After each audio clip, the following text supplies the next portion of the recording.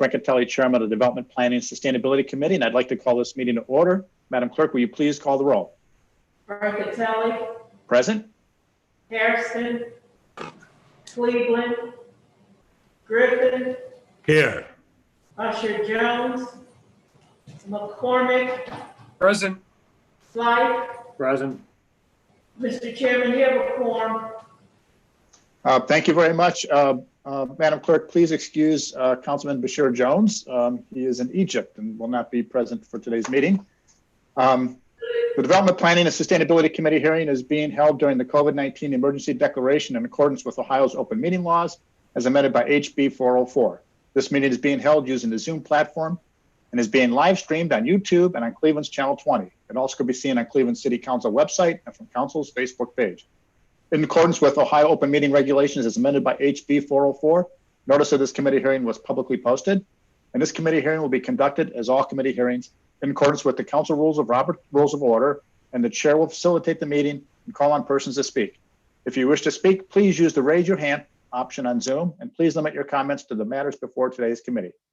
As is the usual practice, any action to be voted on during committee will be done by voice vote, called and recorded by the committee clerk as required by Rule 15.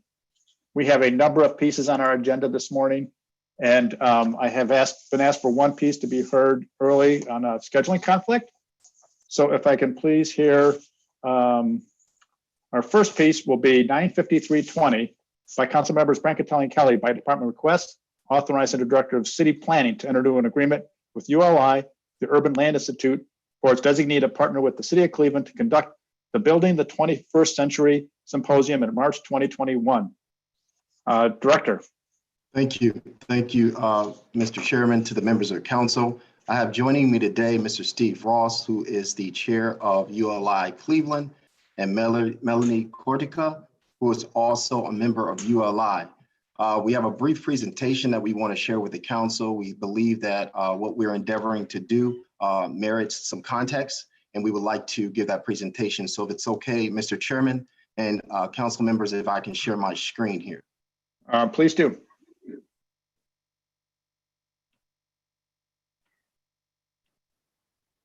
Let me know when you can see the screen. We got it. All right.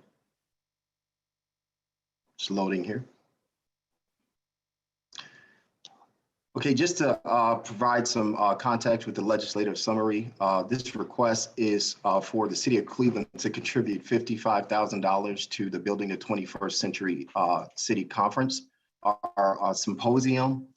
This symposium is very important to the City of Cleveland and all of the partners who have engaged in this endeavor. One of the things that I want to start out talking about is really the purpose behind all of this. Many of you were engaged and involved in the best practices in zoning symposium that we held back in 2015. That symposium was very successful as it sought to really educate and get people ready to start to rethink public policy as it related to our zoning code. That had led to the hiring of Code Studio, who's working with us now in piloting key areas of the city to rethink zoning, utilizing form-based code. As we fast forward and move into the more modern times, one of the things that we're looking at is the fact that there are a lot of issues that are affecting cities right now.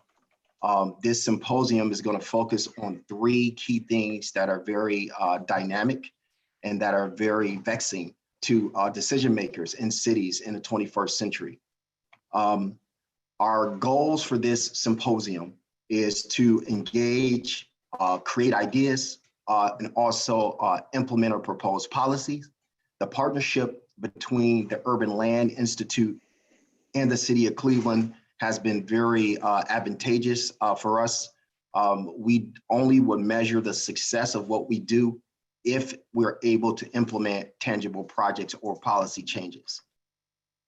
The phases of this symposium is very important. This will not just be a symposium or a conference just to come and hear people talk, but really the symposium's first step is to educate. there's quite a bit that individuals have to understand and learn about what's going on right here in the city, but also what's taking place on the national stage, which I'll touch on a couple of those things. The second phase is the conceptualization phase, and that's where really the ideation from the actual symposium comes into play, where individuals will be called together to really think about what can we implement and move on here in Cleveland. And then the last phase, obviously, is the execution phase, where we're going to be transacting some initiatives, if in fact they have not been done yet, but also helping to advance and scale up things that may be going on that has not received the attention that it needs to advance our city. So what are the three key areas that we're focused on? One, technology. Second, inclusive economic development. And thirdly, mobility. Many of you are no strangers to some of the things that we are confronted with respect to having to deal with the dynamic nature of mobility and mobility options, looking at how economic development is changing and looking at how equity has to be the superior growth model for us when it comes to job creation, entrepreneurship, et cetera. And then also technology. We're going to be confronted with the scaling of 5G, which you all know is the backbone power source for things like autonomous vehicles and things like that that cities are going to be having to deal with. So under each one of the focus areas, we have a series of items that we want to cover in our discussions. Under technology, obviously autonomous vehicles. Let me just say this too. One of the themes of the symposium is not just building the 21st century, but the future is now. We can no longer wait to address these things. These things are right here in front of us, and I'll give some examples in the presentation. The other thing is electric vehicles, increasing broadband access, which many of you have been engaged with. But obviously there needs to be work with respect to scaling that activity. And another thing that we deal with on a planning front quite often, and that's quite practical, digital signage and media. And then from the economic development perspective, it's looking at how do we create the 21st century workforce? How do we begin to attract knowledge workers in the city of Cleveland? And again, there's endeavors that are going on, but there's a lot to be thought about. Also, location decisions for modern business, 21st century workforce readiness, and also the healing economy and using data to improve population health. And then the last bucket, which is mobility, is going to be focused around improving transit for all modes, which is something that we are all addressing real time. Logistics and distribution, with technology and the advent of different things that are being discussed, like the Hyperloop distribution and getting things from place to place is going to be very different as we move further into the 21st century. And then the last two are really critical to us, which is funding alternatives for 21st century transportation. I know Councilman McCormick and others, can appreciate that issue. And those of you who deal with NOACA and many of the organizations that have to make decisions about how we fund our streets. And then the last thing is developing the 21st century street. The right-of-way is going to be very different from what we know it to be today. And how do we begin to prepare, not just from a funding and policy perspective, but how our streets are designed and built. So when we talk about technology, we think about things like autonomous vehicles. Obviously, they may not look like eggs with wheels, but just to give you an example, that these things are coming. Cities like Pittsburgh and other cities throughout the United States, particularly on the West Coast, are really actively pursuing the notion of autonomous vehicles. We also know when we talk about digital signage and media, we're seeing technologies now that actually integrate the electric signage into the actual architecture and infrastructure of buildings. We don't have policies for that right now, and then of course, 5G being sort of the next generation of digital access that's really going to be the backbone for things that are going to change our lives tremendously. With respect to economic development, when we think about economic development and job growth in the future, we have to really start to really think outside of the box.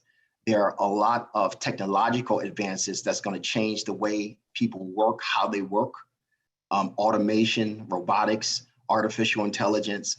And these things are going to have a long lasting impact on us. And we've known that COVID-19 has acted as an accelerant to addressing and dealing with a lot of these things. And we see how practical these things are.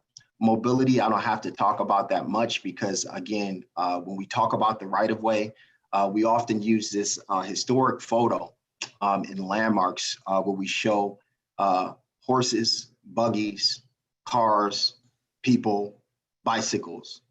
All of these things were in our right of ways. So it was a hot mess in the early part of the 20th century. And we're going to be confronting a similar scenario as we think about how streets are going to become places. They're not just going to be for automobiles to drive through. So how do we begin to accommodate multiple modes and multiple activities? The street is going to be part of an experience.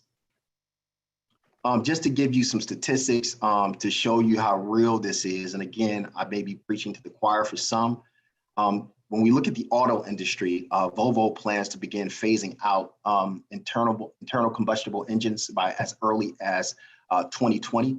And many of its automobiles will take on an electric design. Jaguar Land Rover also hopes to electrify their fleet lineup by 2021. These were all very bold predictions, and they've started down that trajectory already. GM says they'll introduce 20 all-electric vehicle models by 2023. So the product mix is really starting to become all electric.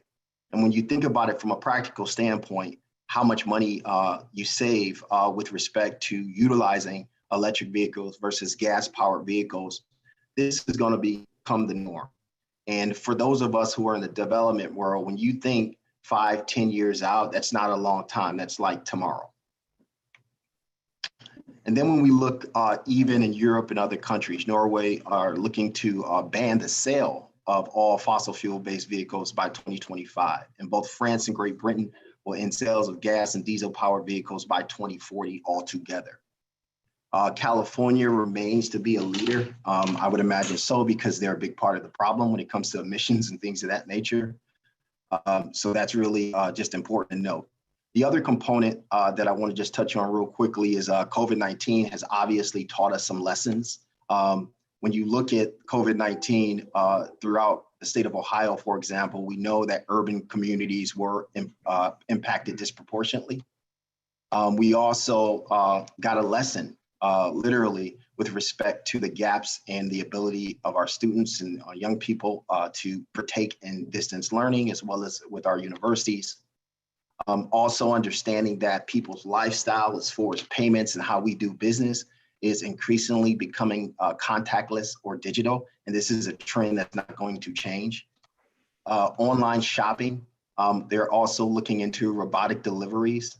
These are things, are innovations that's going to really change how our everyday life function, which is something that we're charged with, governing and overseeing.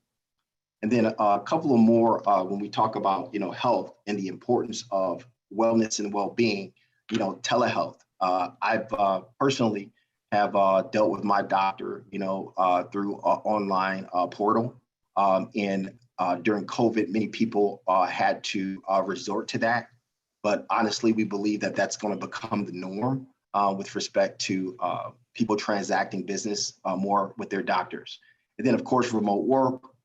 Digital readiness, I talked about, I hit on 5G. Online entertainment is becoming something that's going to be very commonplace. Many of us have not enjoyed the experience of going to the movies.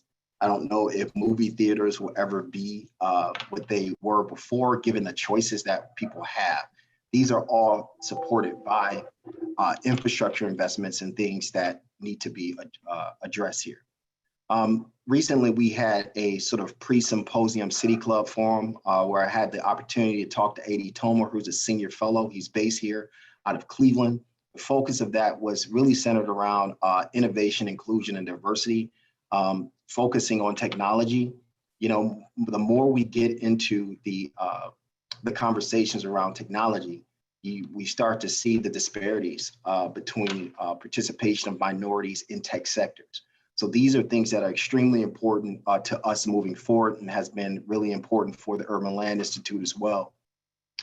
And that symposium that we are looking to have in March, we've really start to modify what we wanted to focus on, just given the pandemic.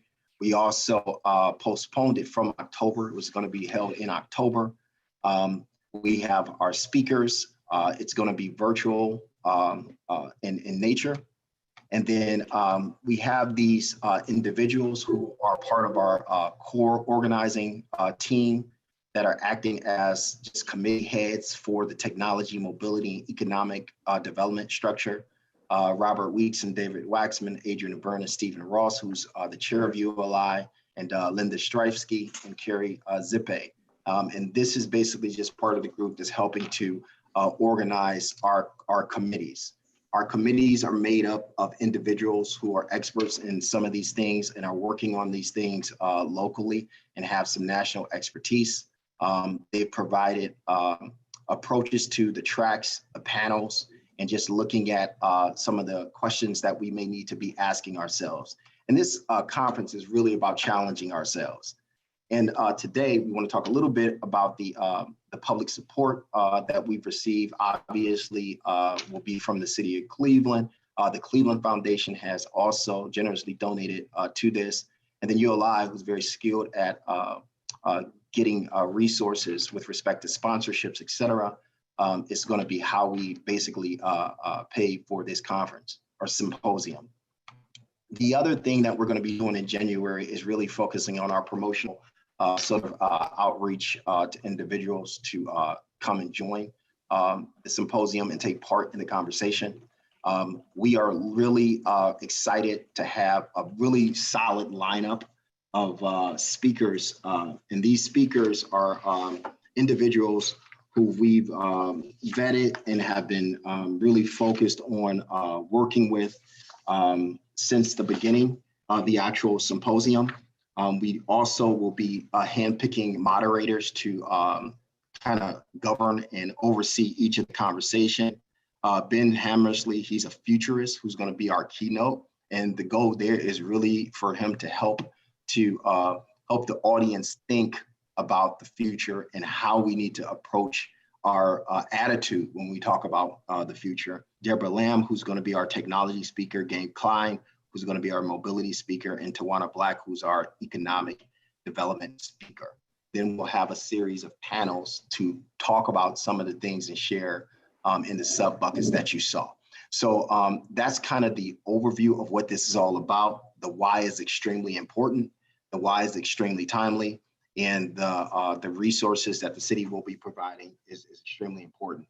I want to turn it over briefly to my colleague, Steve Ross, to comment with respect to the importance of this from ULI's perspective. Thank you. Thank you, Director Collier, and thank you, councilmen, for the time. I'd just like to say that ULI is very excited about partnering with the city of Cleveland, and Director Collier, again, we feel that the symposium in 2015 was really positive, and we believe this is going to be 10 times that. So we appreciate the support and excited to get started on this. Great. You had another presenter, Director?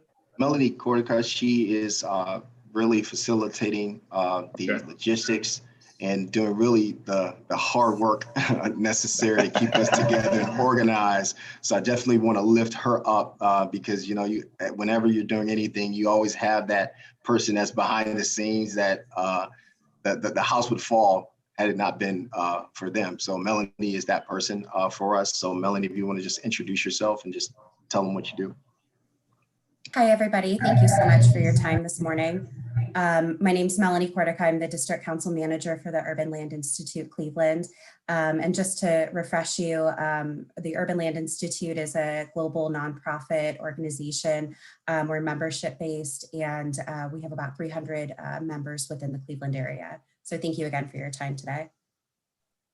Great, thank you. Looking forward.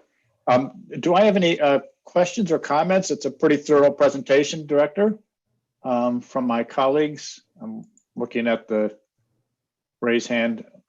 I do not see any comments.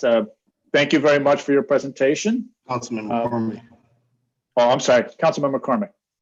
Thank you, Mr. Chair. Can you hear me? Am I frozen? Gotcha, you're good. Okay, I see myself frozen. Okay. Anyways, thank you, Mr. Chair. I just wanted to voice my support for this ordinance and thank Director Collier for his work on this. You know, this is I think, a really exciting piece of legislation. And as the director noted, something I'm very passionate about, how we really think critically about not only our land use, but our right of way as well.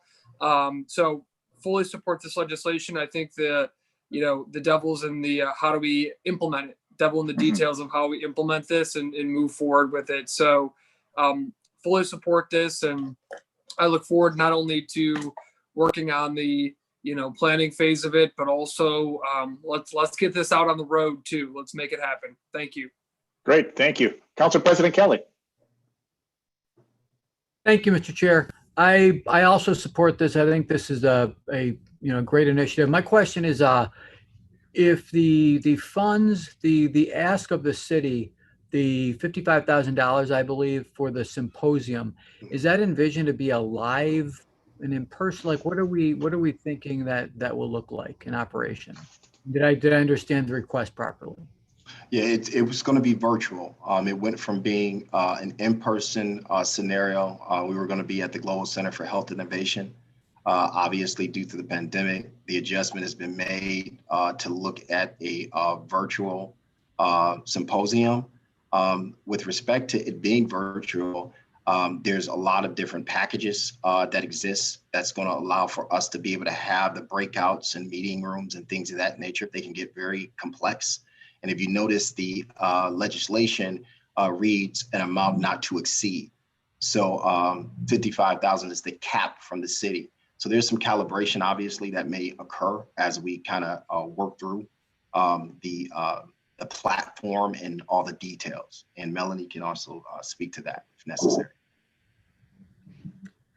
Sure. And I don't want to belabor the point, but I just, while I'm fully supportive of the intent and the spirit and the substance of what's happening, it's just when we go virtual, it's 55,000 is a big number for a virtual. So I'll just leave it in your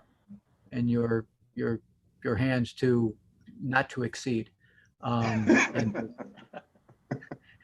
does it say not to come close or not to exceed? Okay, thank you, Mr. Chair. I just wanted to raise that point.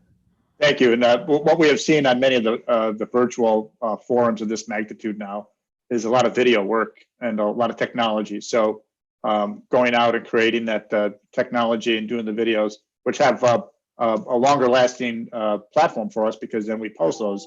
So we have seen those expenses included. So yeah. Any further questions? I do not see any other hands up. With that, 95320 stands approved as read. Thank you very much, Director. Thank you. Thank you all. Thank you, Steve. Thank you, Martin. Next up, we're going to go back to order. We have 673-2020 by Council Members McCormick, Bancatelli, and Kelly by department request, authorize an amendment to Ordinance 137909 passed October 9th, 2009, to extend the term of the tax increment financing structure for the Flats East Bank project for an additional 30 years pursuant to Ohio Revised Code 570951, to make related changes to the project agreement and to declare an emergency. Remarks by Director of Economic Development. And I do have one amendment to that was sent over by the Law Department.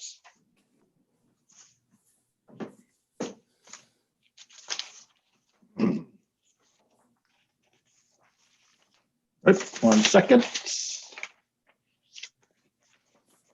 And the amendment shall read, there is no legal objection to this legislation if amended as follows.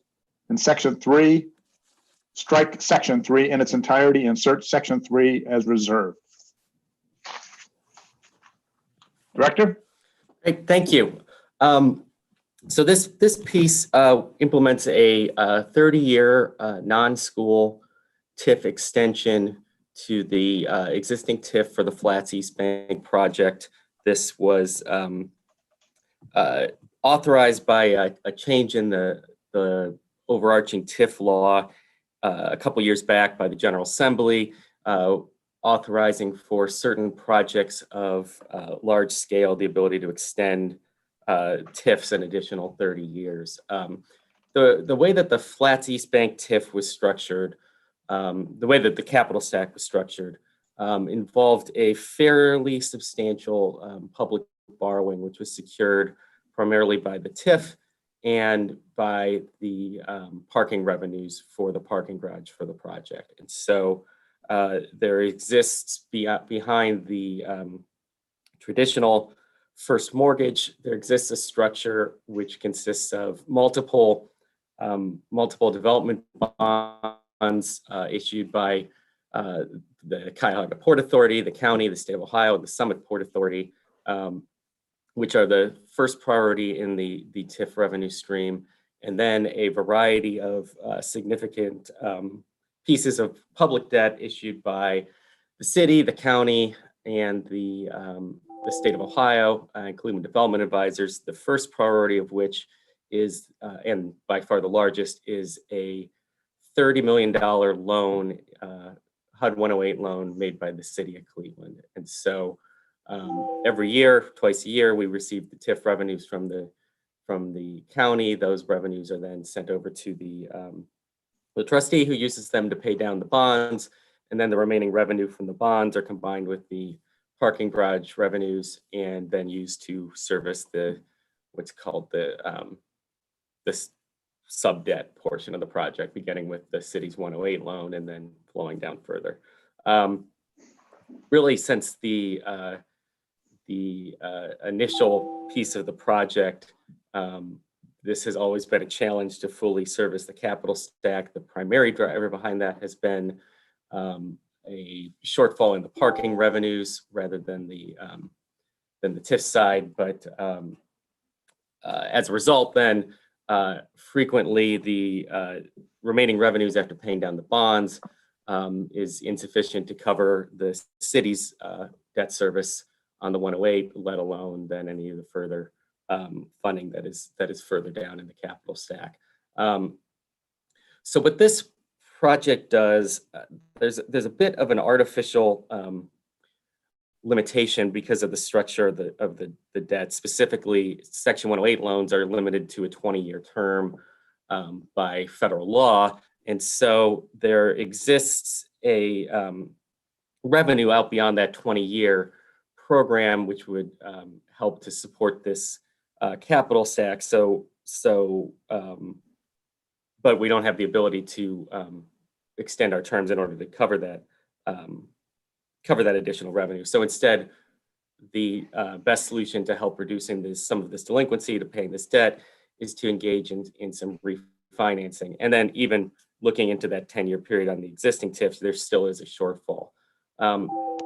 So what this TIF extension will do then is create the opportunity to tap into this additional non-school TIF income stream that will allow then for refinancing to occur, which will generate additional revenues to correct the existing delinquencies, and then will enable, as we can restructure the 108 loan a little bit, enable us then to undertake additional refinancing over the next 10 years as that loan comes due, to continue to tap into this revenue in order to pay off the city's debt and keep the city ultimately whole. So to summarize then, this TIF extension taps into additional resources in order to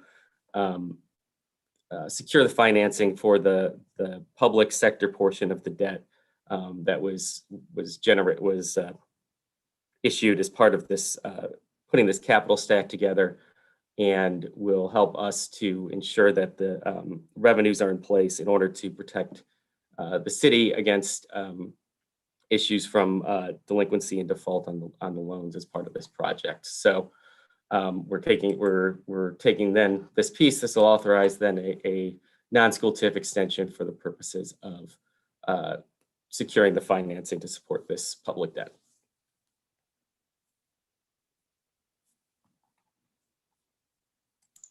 Director, do you have any of the presentation of the project itself and what we're looking at in terms of phasing for the next work? Sure. We have had some conversations around that. I can talk about that real quick. The project is currently right now looking at going forward with a additional phase for the project. That phase 3 would include the development of some additional entertainment restaurant space around the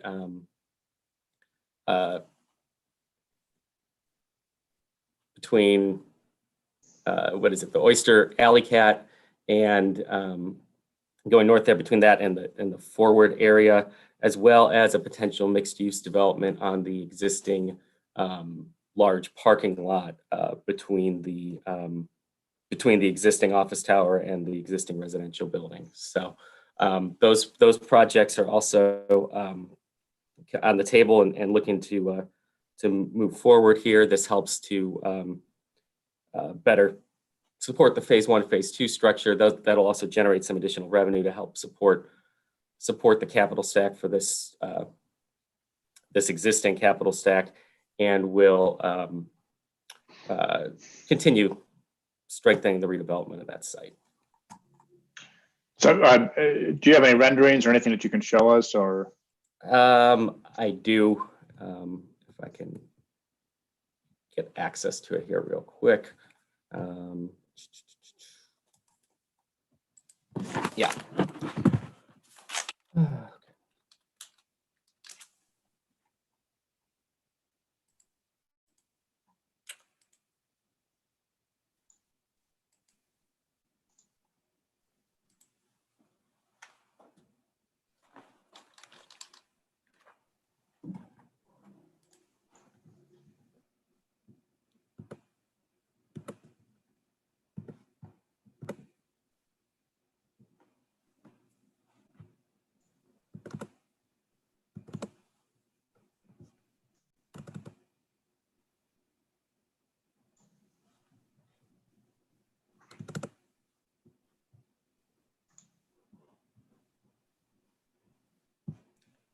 All right.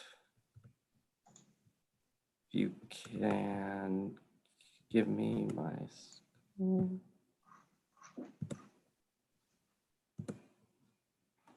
All right. So this is what this is sort of the existing phase 2, as you've seen, and then this shows the current layout of the project as it is. Here's the existing site plans, the existing parking lots I was speaking of, and then here's the next sort of phase of development here, potentially parking located to the north of the existing building, the mixed-use project over here on the parking lot between the two buildings, and then this is the entertainment area that I made reference to over there. So those are these projects here, this project in the center area, and then this project right here are the two main projects that we're looking at coming forward somewhat imminently in 2021. So that's kind of a look at the potential massing. This building here being the mixed-use building, this building here being entertainment, and then these being potential future phase 4 type projects, more apartments and mixed apartments over parking. Yeah, so that's the anticipated future development for the site. And in this financing scheme, that there's no assurance that that's going to occur even by refinancing this. Correct. This piece helps to clean up a lot of the historic issues, which then strengthens the ability to go to the market to bring in additional revenues for the future expansions. And then, the other additional piece is that as the future expansions take place, then it also strengthens that income stream to support our debt position. And so part of the third phase is already that one of those buildings are already under construction, should be completed shortly. Is the one next to Alleycat? Yes. Okay. So the concern, there's been no 60-year tax abatement that's been done in our region at all. That's looking at the subsidies that are already into this project. There's nothing that prevents him from refinancing now, given the interest rates and from when this project first started. It really is a matter of looking at what's available. When I look at some of the financing, which one is up now? Is the financing up on my screen? Yeah. Okay. Yes.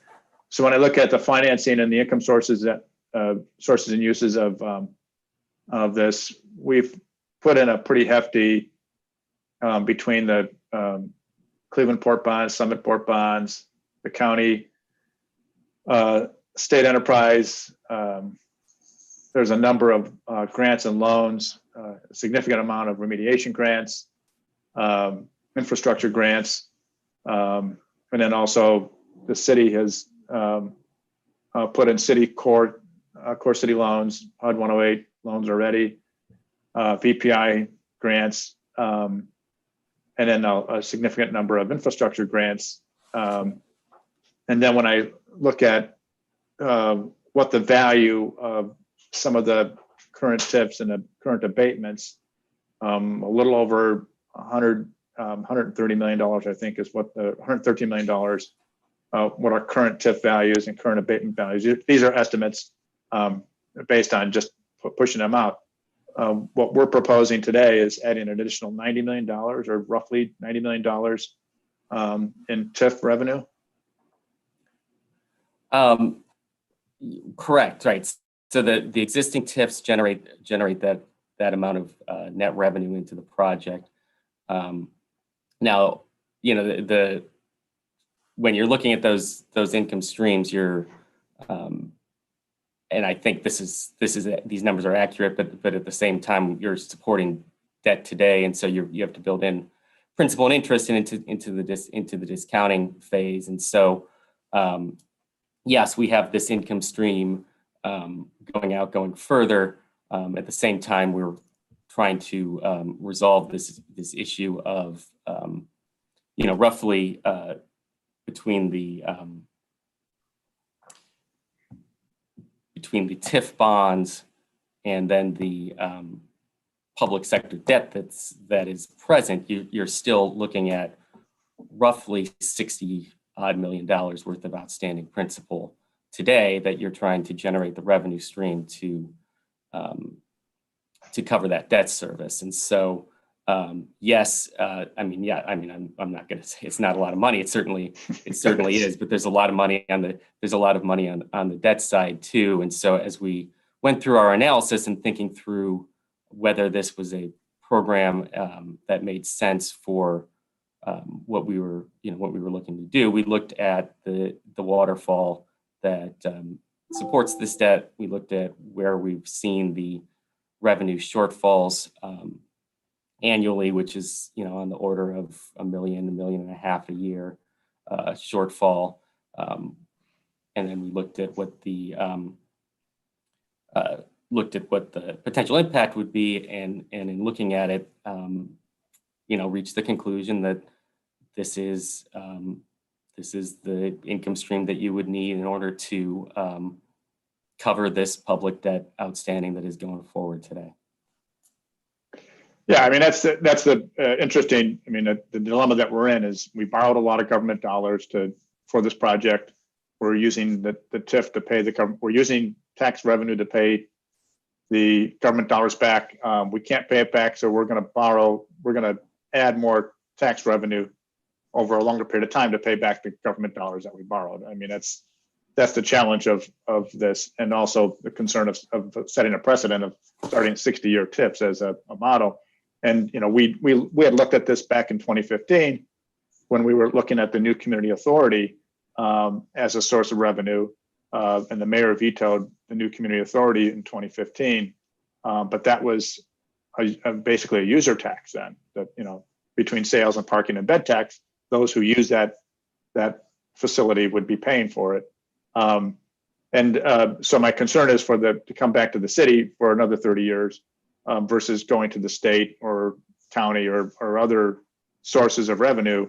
I know the state is looking at their, what are they calling that?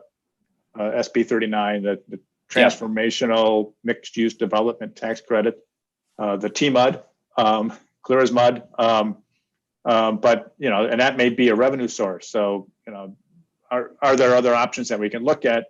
I think that as the new community authority has that expired? Yes.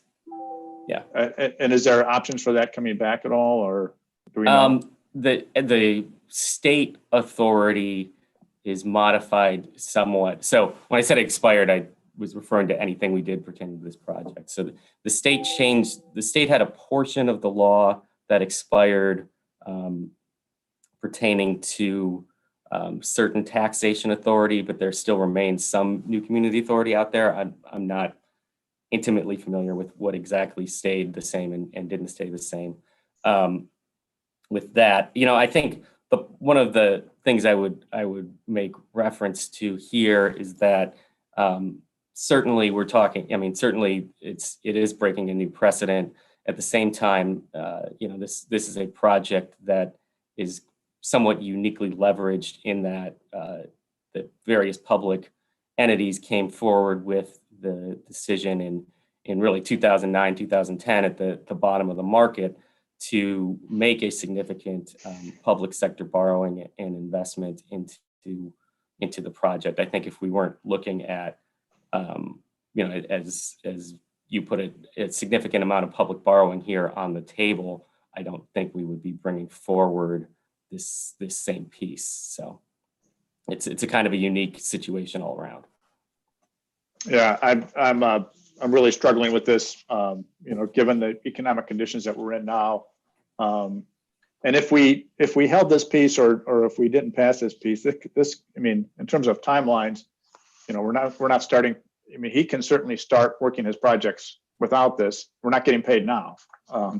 He, as you mentioned, the more he starts, he can generate additional capital. He can start these housing developments and other retail developments now. This does not hold that up in terms of actual physical construction. With that, I really want to. I'm not supporting this at this point. I really want to hear from our local councilperson, Councilman McCormick. Thank you, Mr. Chair. No, look, as I've said before, I share your hesitancy on this piece as well. The 60-year TIF is a really big ask. And again, I am a pro-growth legislator. I believe in growing a city that, has lost half of its population. And, just like those on this call, I grew up in the city and have seen the struggles. And so I am pro-growth. I believe in it fundamentally. I think you bring up really valid points around kind of looking at what other options are on the table before we jump into a 60-year TIF.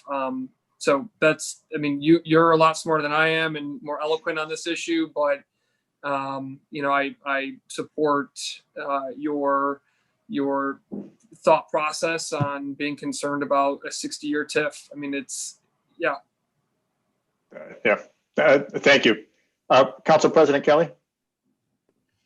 Thank you. So I think if we look at this and when we see the 60 years, of course, that is a kind of a, that's something that raises red flags. But just for the amount of time that we've had this one and the amount of conversations that we've had, I guess my question for the director is, the cost of doing nothing. I mean, we do get payment if this were to happen. We're not getting paid now. This happens, we do get payment. It does set forth an income stream to continue payments to the city. And there's also benefits to the Cleveland Municipal School Districts over this 30-year period as well. So can you comment on that, please, Director? Sure. Through the chair. Yeah, so I mean, I think one, this is a non-school TIF extension, so the school district would continue to receive its full share. In fact, the existing phase one has a compensation agreement, and so the school district would receive more money then upon the expiration of the 30 years and the implementation of this piece. It also helps to bring in revenues to us, to the city, both as part of the refinancing would enable some prepayment of the debt, which helps to put us into a better position. And I mean, ultimately, we're on the hook right now for about $22 million to the federal government pertaining to this HUD 108 loan. And so this generates that revenue stream, which enables us to be much more secure that we'll be able to support that debt without having to tap into some other type of resources. Thank you. And through the chair, from we can spend a lot of time thinking about how we wish this were different or how we wish this project were doing better. But based on the reality that is occurring on December 8th, 2020, in your opinion, do you believe that moving forward with this legislation and extending this TIF would be better for the city's from the city's financial perspective than doing nothing, than not passing this? Through the chair of the director. I think this. I think moving forward with this TIF at this point in time would allow us to move forward, allow the development to move forward with the refinancing in the first quarter of this year while the rates are still minuscule, and would put us on a much sounder financial footing with this project. Director, is this action better for the city than doing nothing and doing the other options of litigation or hitting the trust or whatever? Yes, it is. Okay, thank you. Thank you, Mr. Chair. Thank you. Director, he can refinance without this legislation, correct? Without the legislation, you don't have the term by which you could refinance. So the refinancing here that we're looking at today anticipates a refinancing an income stream beyond the expiration of the existing TIF. And so if he were to just refinance based on the existing revenue stream, it wouldn't generate sufficient revenues to accomplish what we're looking to accomplish through the refinance. But he can refinance, and as the market gets better, then he can look at it. I mean, a lot of this is predicated on him being able to continue to grow the development. If there is revenue to grow the development, however, because the existing TIF stream is not sufficiently strong, then you are still attempting to refinance in a market where you've got these challenges of this outstanding sub debt, and without not having run the numbers, but I can say with a pretty high level of confidence that there's probably it probably would be a challenge to refinance anything more than the existing TIF debt and generate any revenues to support the public debt. And as you stated earlier, even if we do pass this, it doesn't guarantee that future phases get built. Correct. And Councilwoman Cleveland has her hand up. Councilwoman Cleveland.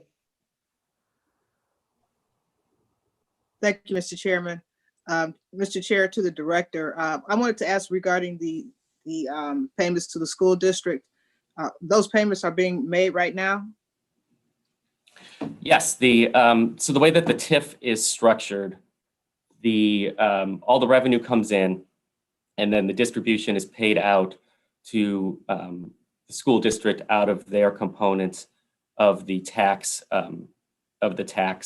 the property tax component. So they're current with the property tax. The school districts are getting their component piece. They have a delinquency going back with the school district pursuant to a settlement that would be repaid out of this funding. That was a result of an administrative error by the trustee. And so this generates that revenue as well and clears that up. So the refinancing, in addition to our piece, also would bring in about $1 million to the school district. Thank you. Mr. Through the chair to the director, you know, if this financing, if we don't approve this financing, a new financing deal, is there a likelihood or a danger of them failing to make future payments to the school district? To the councilwoman, I think that would probably be, I think that those should probably still remain, because it's secured on the, the TIF is essentially the equivalent of the property taxes, and I think at the point where we have a lot further problems if they stop making the full property tax payments. So I think those would in all likelihood continue. Okay, thank you. And through the chair to Director Ebersol, the need for refinancing of the Flats East Bank project, was this something that we knew at the beginning of the year before COVID, or did COVID have a lot to do with? I know it impacted everybody in a harsh way, but is this something that we would have been looking at regardless of COVID? To the councilwoman, yeah, I think the problems go beyond just COVID. The delinquencies, the revenue shortfall has been going on. I mean, there have been challenges with this project from day one. The parking revenue components have never really reached what the projections were, and so my time here, I've been the last 4 or so years I've been director. It's been a piece of my time trying to figure out the best way to resolve this, and I think this is the best vehicle, in my opinion, to put this financing in a better place. Okay, thank you. And finally, through the chair to Director Ebersol, then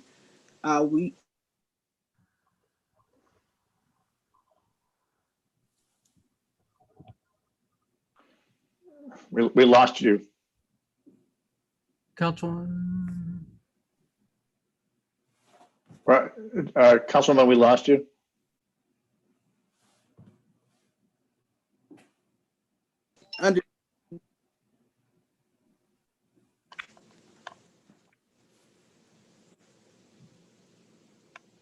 Okay, am I back? I'm sorry. You're back. Sorry. Okay. I'll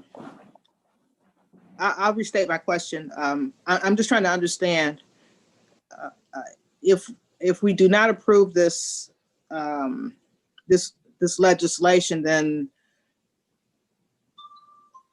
there's a lot of things that could happen. Number one, they could find other financing, but it'd be much more difficult for them to do so.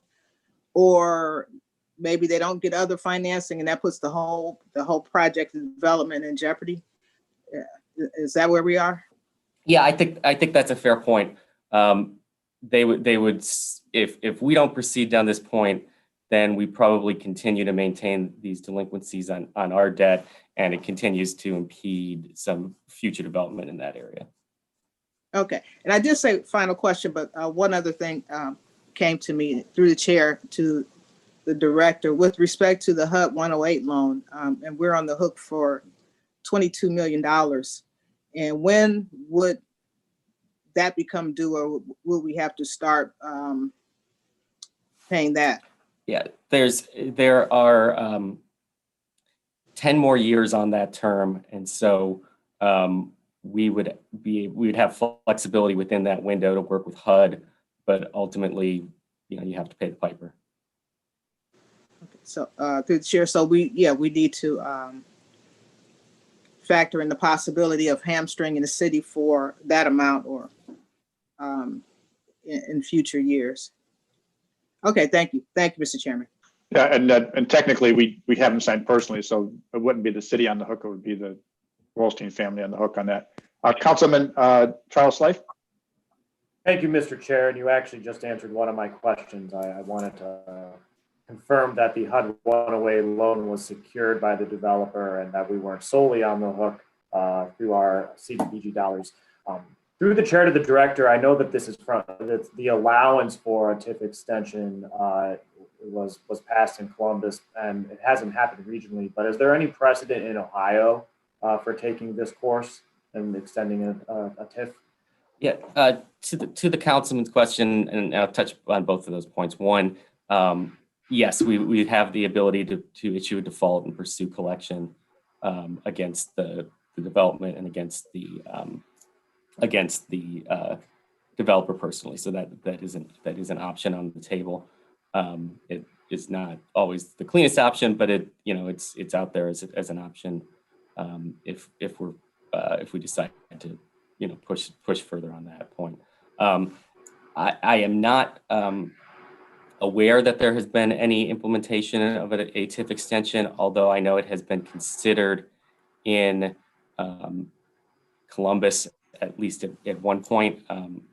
I think on one of the outlying projects in the Delaware County area there, when you start driving into Columbus, as you head down 71 north there, I think there's the outlet mall. I think that project has been kicked around for a TIF extension.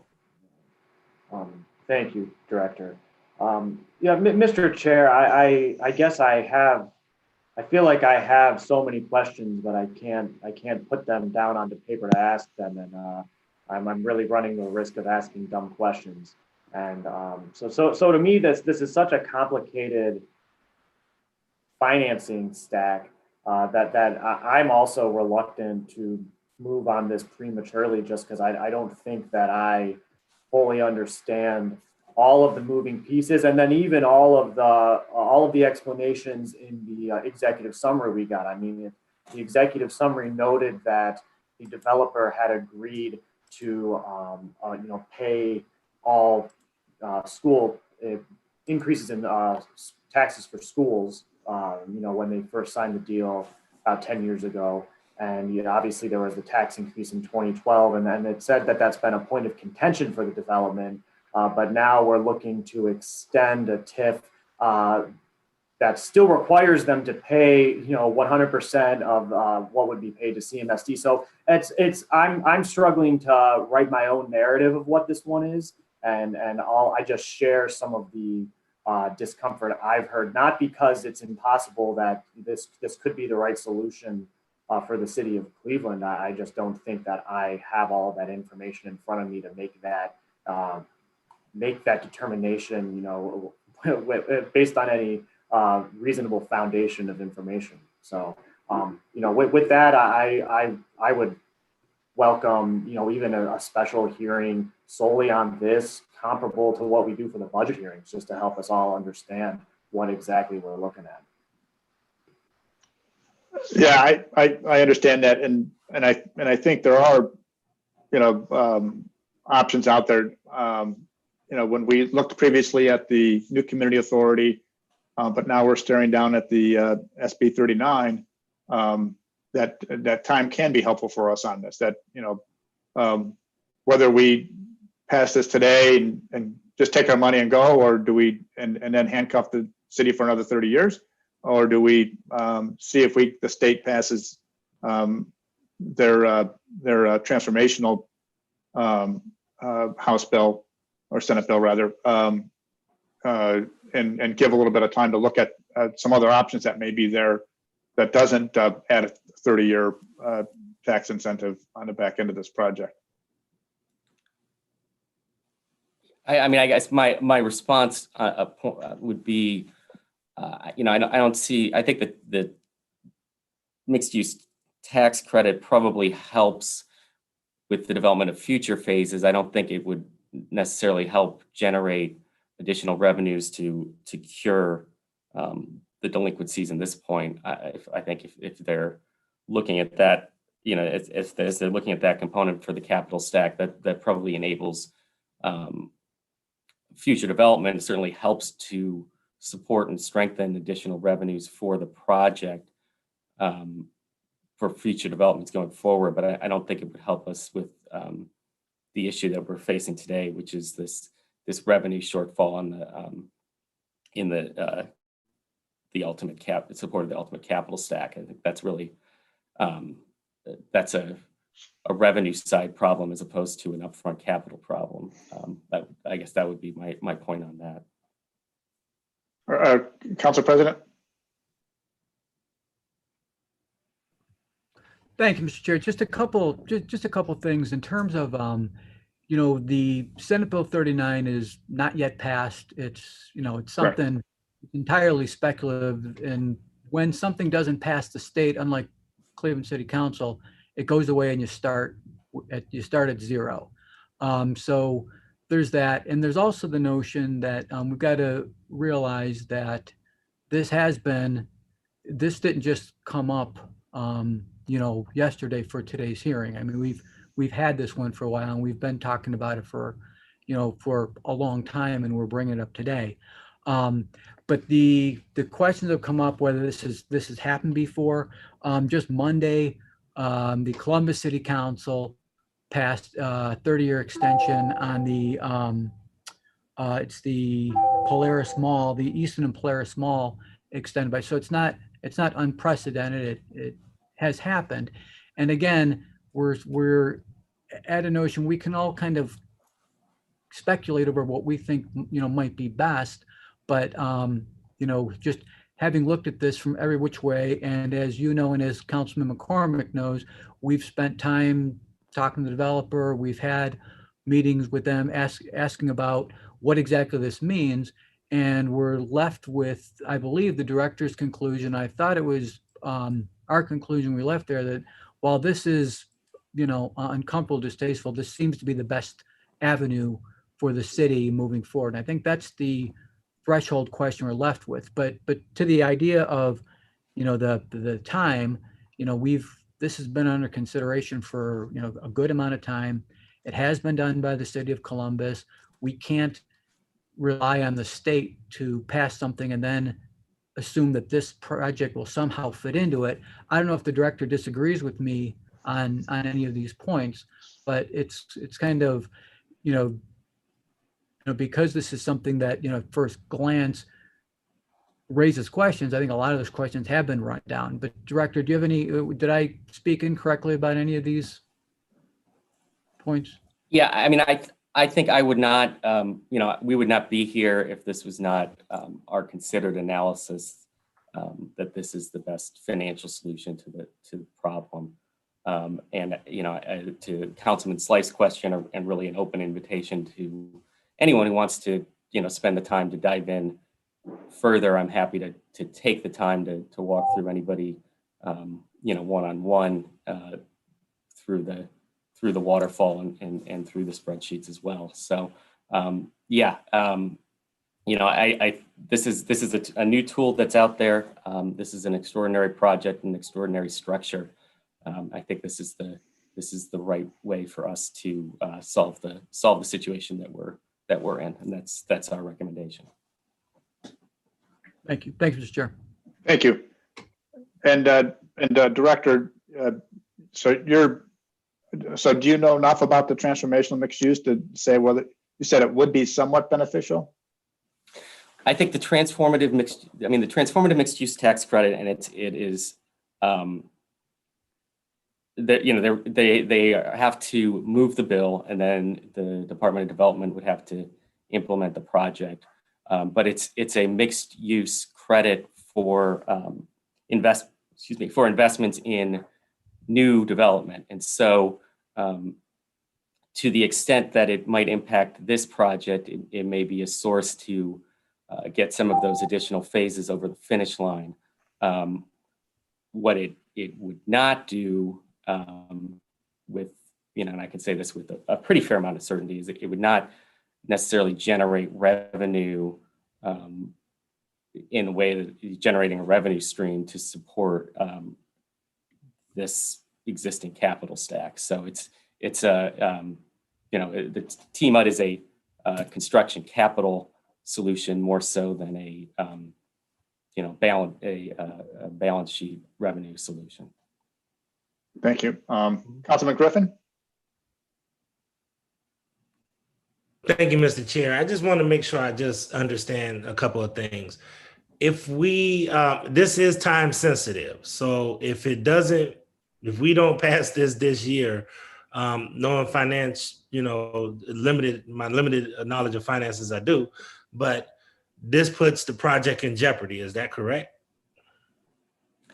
Go ahead, Director. Yeah, I was going to say. My question, what I was trying to get to, Chair, is that if we don't pass this, it jeopardizes the finance. To your point earlier, to make sure that I'm clarifying my question. If we don't get this, then it jeopardizes their finance to move forward. Is that what I'm understanding? Yeah, to the councilman's question, it certainly pushes back when you would be able to undertake the financing. So they'll get less favorable terms through the chair? Then you take on that risk that rates move negatively or that the market shifts beneath them in a negative way. Yeah, if I could weigh in on that, we don't see that interest rate changing anytime soon. The Federal Reserve has been pretty rigid on where we are with our rate, and it always is a chance. I don't know if it can go any lower or not. Over the next few months, it's not a make or break for a 2020 decision. That there's no end of year decision to be made that something would significantly change. This is simply extending a 30-year term that we're already into. And so refinancing at the beginning of 2021 or spring of 2021 isn't, from my perspective, significantly different. So there's no specific forced deadline, I guess, is my point. So Mr. Chair, just so I'm understanding you, there is no time sensitivity in this, in your opinion? Other than the city getting paid back sooner. The faster he refinances, the faster he pays all the debt that he hasn't paid us for the past few years. Because what I'm concerned about, just to kind of thinking through this, is that this is $22 million that the city pretty much has into this right now that we'll be on the hook for the HUD 108 loan. So if this doesn't, that's what I'm trying to understand. What are the repercussions of us not moving this, or is it just there are no repercussions? That's what I'm trying to understand, Mr. Chair. Well, certainly the path that we don't want to go down is going after the personal guarantee. That's the challenge, and we don't want to put that out there for both the development arena as well as the sense of getting into some litigation over a long period of time. Finding a better way to finance a project that was thinly financed from the beginning and more optimistic at the beginning of where we're at today is the more preferred option than having to go down a legal option. Right. So that's my concern, is that if we, are we putting ourselves at risk to have to go down that legal option avenue if we don't move this legislation? That's what I'm trying to understand. When is that? How does that? Yeah, and that's where the director and I spoke about, are there other state revenue or other streams that could potentially come down or maybe even on the federal side for these kind of catalytic projects? And there's no question. I want to be clear. This has been a catalytic project. This has been an amazing transformation, an amazing part of our city. So it's nothing negative. It's just more the finances. We've seen people having to refinance under the current markets, large developments and financial institutions that have taken a haircut. So that's been going on across the U.S. But so the question is, the council president raised, do we do it now or do we do it later? And kicking the can down the road, trying to find other options, a way of doing that. All right, I have some unease with really understanding the ramifications that if we don't move this forward, and I have some unease with that because inaction sometimes leads to cost, a lot of costs as well. So That's what I'm trying to understand. Is our inaction going to cost us in the long run? And I really wish, I'm sort of like Charlie's life. I wish we had time to dissect this a little bit more, but Mr. Chair, I would just tell you that I understand everybody's uneasiness with this, but also inaction is a little bit of a concern with me as well. So just put that on the table. Yeah, that's in the city and other entities, including the financing industry, has during the COVID crisis has allowed a forbearance on debt. We've also had our 6-month COVID extension for a lot of the repayment streams. So we know that we've been pushing some of this down the road anyway. So there is that uneasiness right now. Okay, thank you, Mr. Chair.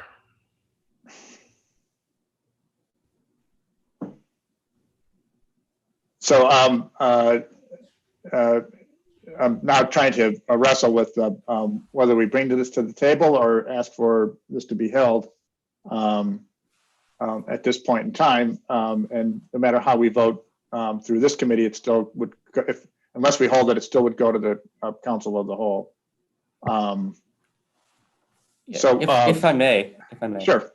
Yeah, I mean, I think, to Councilman Griffin's question, I think to your kind of earlier points, our view, like I said, I have been, working on this for months, if not years. And my view is that there's not another tool out there that accomplishes this, that's going to significantly change that evaluation. And so, again, I'm happy to commit to walking anybody through any questions that they might have, but I don't know that there's anything that we're going to come up to change the question before the council if we wait further. Yeah, and my perspective is that, as the council president said, 2021 is a new year. All state legislation ends in 2020 and they start again. Is there an opportunity to lobby the state for additional funding? Can we come back and look at the new community authority as an option to finance some of this? And because 2020, like I said, he's not paying, the developer's not paying now, by taking some additional time to look at other options in a new year, does that present us with some new opportunities that doesn't add a 60-year TIF? Council President Kelly? Thank you, Mr. Chair. A lot of things might happen, and we can speculate on this, but listening to the testimony from the director, we can wait and hope for the state or the feds to act, but we all know how fast that is. We're in a situation right now where there's two tools from the way I'm hearing this. There's the tool that's in front of us with the TIF, and there is taking the litigation tack to hit the trust, which guarantees this.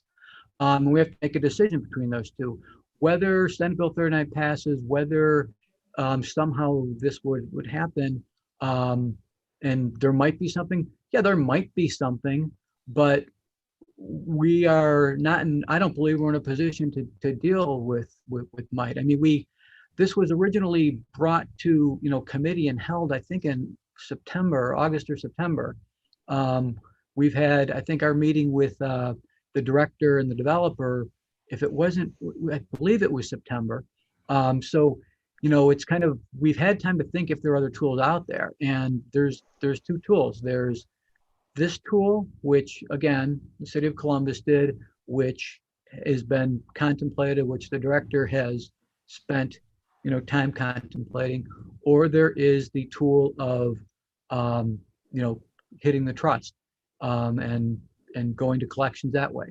And that's the decision that we are here to make. I think that yes, it is December 8th. But again, if we just got this yesterday, I'd feel differently about this. And the director's made himself available to spend as much time with anybody that needs to understand what this tool is and what it does. But again, Director, correct me if I'm wrong, are those through the chair to the director, are those the two tools under consideration right now? That's what we've got at hand. Yes. Okay, thank you. So again, we can speculate all we want, but again, the state and the feds are, hardly, relying on them is really not a safe path for a city legislative body, in my humble opinion. So with that, we have these two tools. So I would like to, because of based on what has been presented by the director and the months that we've been dealing with this, I would like to get this passed this year. So thank you, Mr. Chair. Thank you. Do I have any further comments from my colleagues? Councilman McCormick? Thank you, Mr. Chair. I understand the need for an up down on this at some point, and I'm never a fan to delay. It just seems like there are members of this committee that don't have a full understanding of what's being asked for here, just from the feedback I'm hearing. So I don't know if that, makes a difference in your decision making, but this is a big ask, and I wonder if, it makes sense to provide an opportunity for members of this committee to really understand the ask here. Just a thought. I don't know if others on the call have a thought on that. Yeah, I mean, if we have a separate session with the developer to outline and get some assurances around with the broader body, and not just a handful of us, but with the broader body, so as Councilman Griffin and some others had raised, and Councilman Slife, to get a briefing with the developer and look at it again. It's not an end of the year deadline that we're facing. It's more of how soon do we resolve the payments that have not been made to us, so that can be an option if we choose to do so.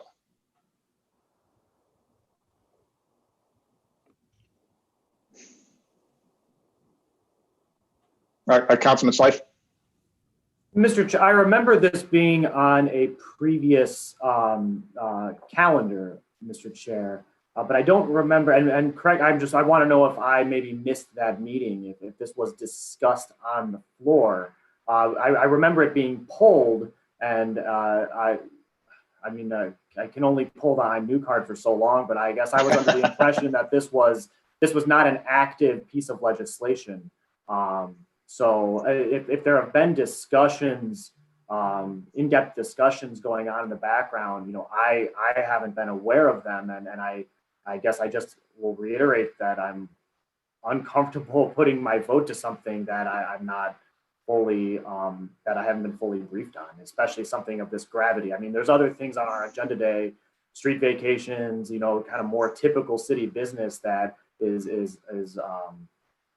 much very easy to understand from the onset, but this is a horse of a different color. No, this is the first committee hearing that we've had.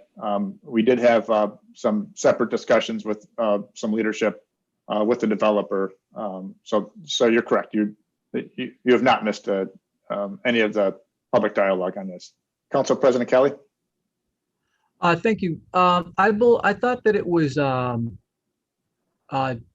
had a brief discussion, and Councilman McCormick asked that it be pulled back at that time, and that's when the other discussions took place. And again, we're in a circumstance where if there's anxiety about the time of the year that it is, that's that's kind of falls on us because we've had this for so long, and that these questions have come up. There's a time, I mean, if David wants to make himself available later on, but again, to put on a course for to have separate hearings, bring a development presentation. I guess my question is, what are we hoping will change? Like, what are we hoping the difference will be? Do we think there's something that we're missing? There's something that the director missed, that there's some tool out there that we missed? Like, I guess that's just my question is what's the hoped for change? Well, certainly getting a full briefing with the developer to provide some assurances to the members of the DPS committee who weren't privy to discussions with the developer. And certainly to maybe look at some of our state reps and see if there is something coming down the horizon that could be a possibility for the first quarter of next year, to see what funding may be available that doesn't impact our tax revenue at $90 million. Those are certainly good outcomes that could happen if we meet separately or meet again with the developer and with some of our state reps. And again, we are hoping for the state is going to throw something that's going to, somehow resolve or, stop our need to do this. I don't see that as a wise course for a municipal legislative body to, if we accept the director's recommendation and the time is put on this, that this is something that he's spent years on trying to fix this and believes that this is in the best interest of the city. If we believe that that's the case, that inquiry, that statement, that notion is better than waiting for the, something that the state may or may not do. And then that a process will be put in place that fits this project and that this project will apply and be awarded this hypothetical pool of funding that doesn't yet exist. It's just, that's just kind of out there. I guess, there's a time when, if we're delaying because we think that we're missing something, that's one thing. If we're delaying because there's this, this remote possibility that maybe some other, white horse is going to ride in and rescue this one. I just think that all options have been exhausted. We're left with this or litigation. And I just don't think that there's something out there that's gonna save us on this one. And I think that even on the face of it, these things that we don't know about, this is this is an imperfect solution, but this project is imperfect, and it hasn't turned out. And if everything were, all projections were being made, we wouldn't be here. But we're not getting paid. We need to get paid. This is a way to get us paid. So that's all. Yeah, and I don't think it's necessarily waiting for the white knight coming in to save the day, whether it's the state or federal or the county. I mean, we did have an option before. The mayor vetoed that option, but now it's to come back and on behalf of the DPS committee members, as they have stated, to have a better understanding and meeting with the developer to walk through that understanding. And so, we've heard from a couple of the DPS members to say, we'd like to have a better understanding. And for me, having this on this committee and having a session with the developer to walk through those options,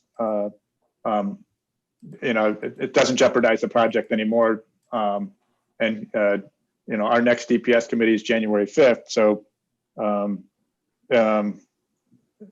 I think, having a little more time on this when it's been bad for a couple of years, and only because of the TIF extension just got approved by the state.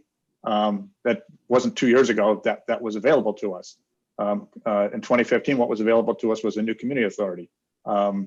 So I think having a briefing with the committee members, with the developer, and with the ED director Ebersol, I think having some more time to understand it is not a horrible action.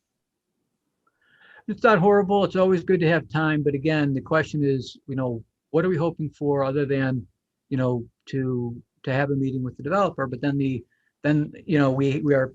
there's nothing wrong with having more time. But the thing is, there's a point where We need to make decisions. And we've had this for a decent period of time. And This is the and first, this is the first we've had it to a public hearing correct, but for the committee. exactly. But it has been in council, it has been in our boxes for a substantial amount of time. So that's kind of our decision. Yes, that was internal to council. So we're at this moment of trying to figure out whether we should have a session with the developer and the economic development director. Is that a motion from a council member to have that session post haste, or do we call the vote? So the two options, Councilman Slife, I'll make that motion, sir. which motion is that? To hold a special hearing with the developer and the director. Okay, do I have a second on that motion?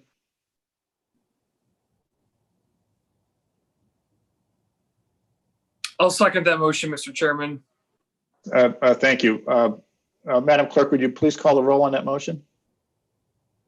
Yes, Mr. Chairman. Brancatelli, Yes? Hairston, Yes. Cleveland, No, Griffin, No, McCormick, Yes. Slife, Yes. 4 yeas, 2 nays. Thank you, Madam Clerk. So we'll have a special session on this with the developer and get this back on our calendar again. Thank you, Director, and we'll be able to have more information provided and also get a sense of what's going on in the state. With that, we will hold 6/73/2020.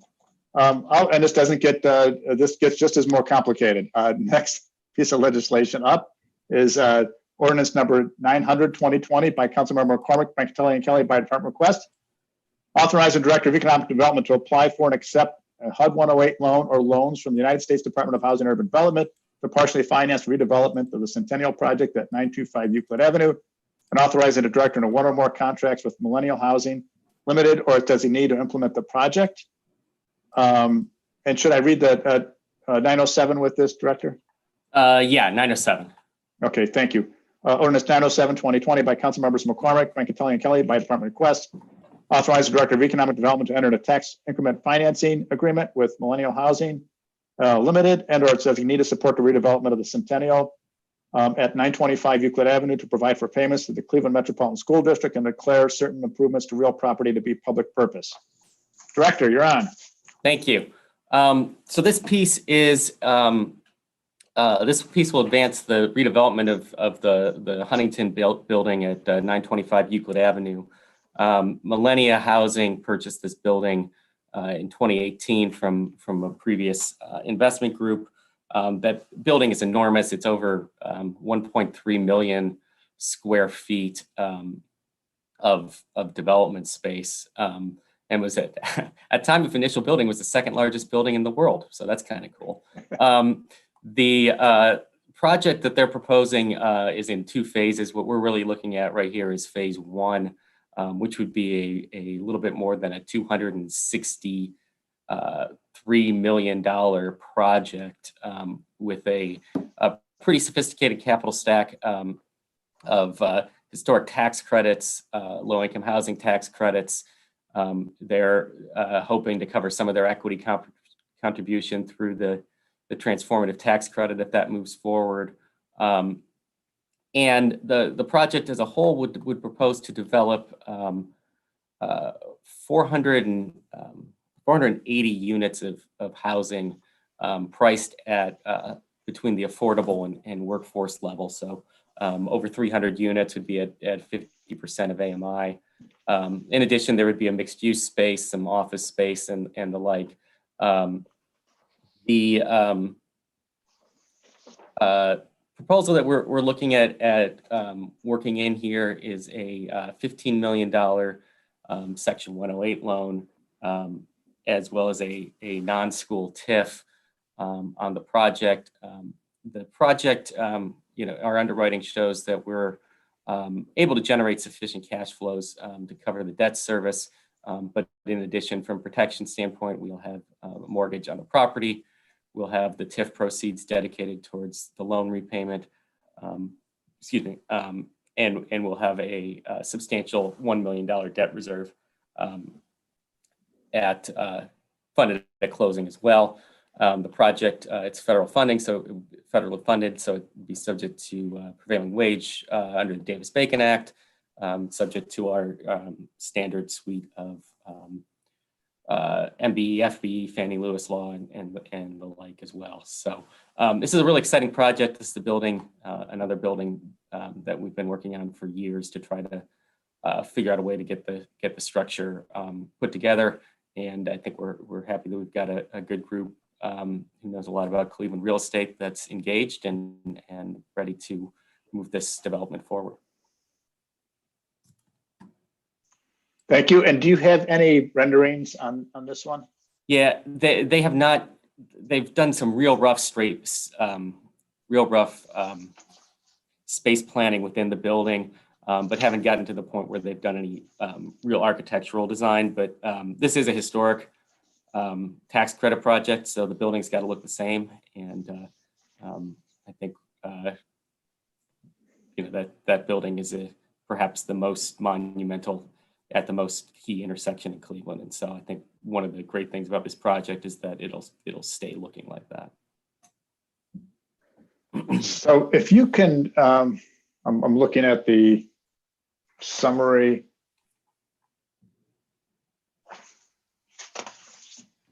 This is, it says over 860 moderately priced workforce housing apartments.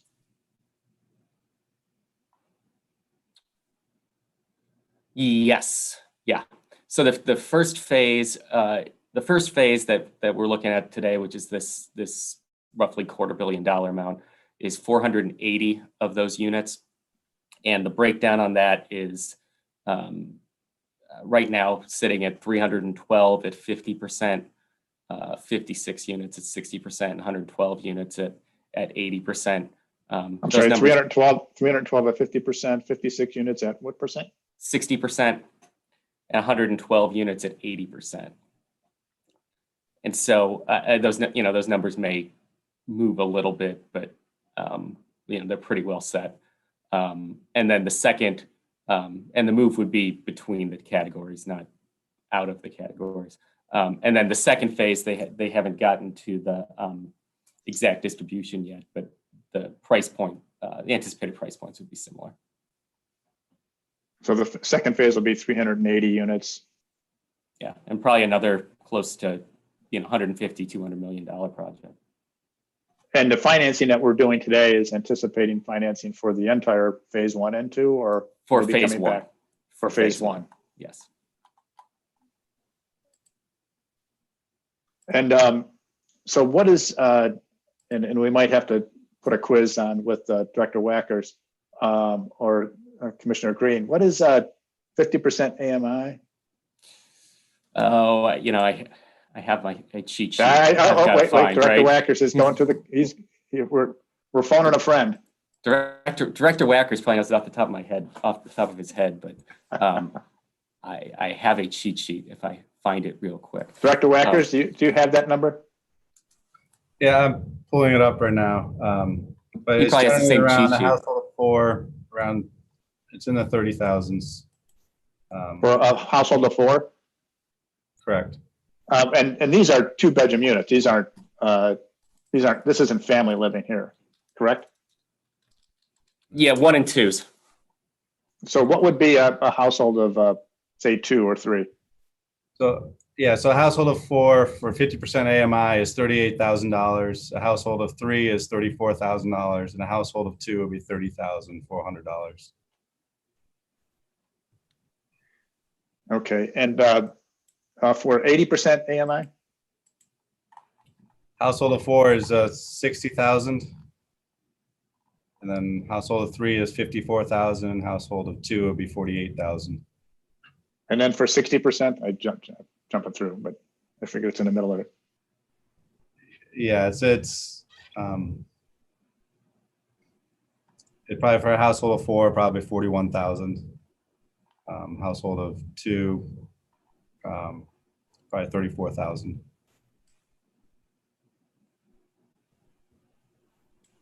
And so what would the rent structure, was that part, I'm trying to look through the. I do have the rent. I do have the rent structure. So Okay. that I have Please, right in thank you. front of me. Okay. So start would be at 712 for a 1 or 855 for a 2. And then going up the 60% is 1026, and for a 2, 1140 for a 1 at 80%, and 1370 for a 2 at 80%. So for a 2-bedroom at the 60%, that was 1026. Yeah.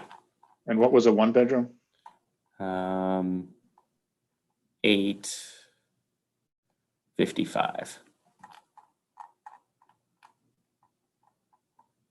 Okay. All right. Let me go back to my crib sheet here.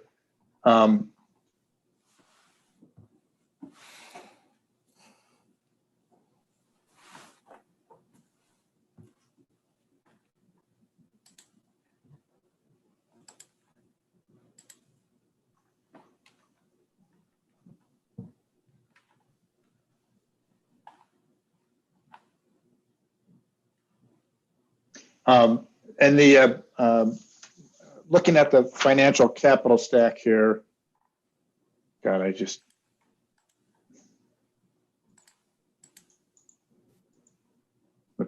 the print on these are not 60-year-old friendly.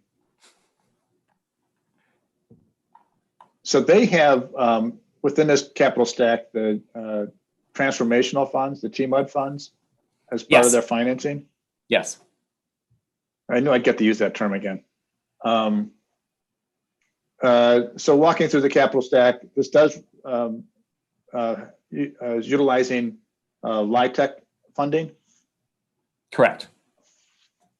And one of the questions that came up as we were talking about LIHTC funding last week, this would be coming out of the Strategic Initiatives Fund. This is the federal non-competitive LIHTC funding. So that was a conversation that we had with them. And last week we heard the Scholar House Fund, which would also be reliant on coming from that same pool, and that might be a Director Wacker's question also. Yeah, I'm not familiar with that one.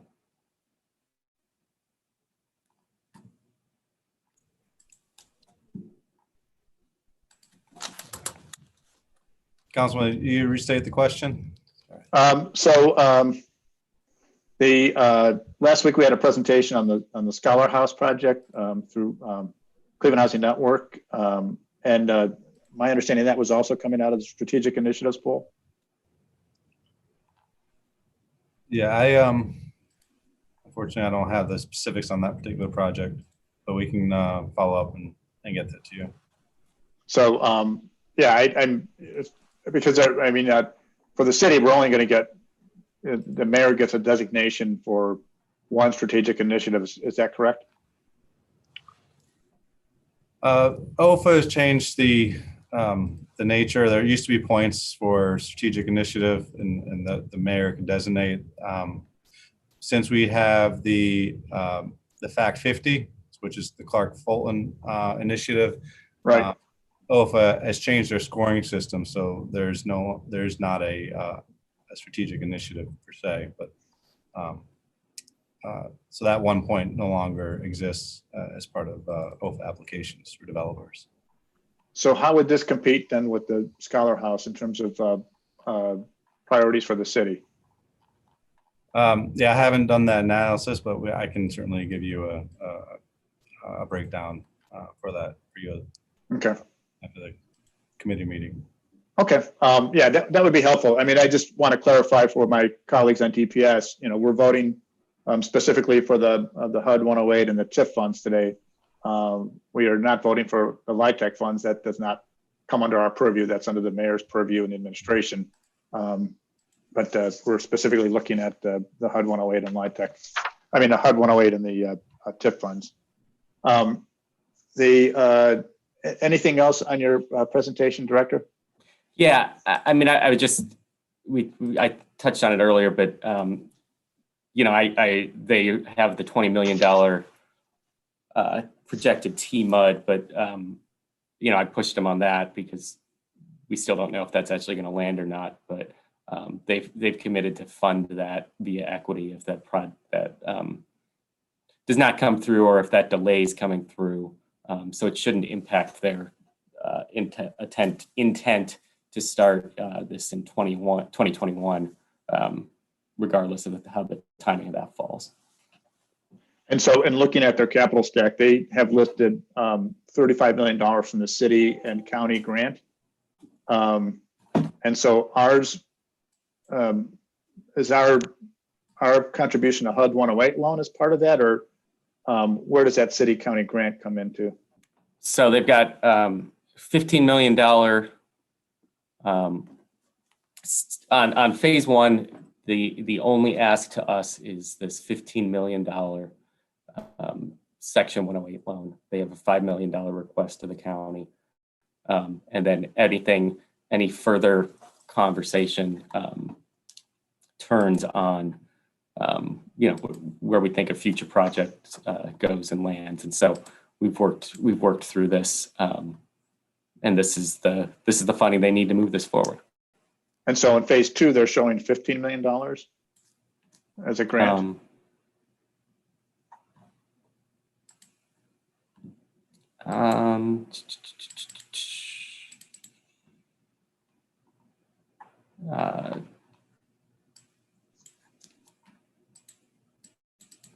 I guess I'm not sure what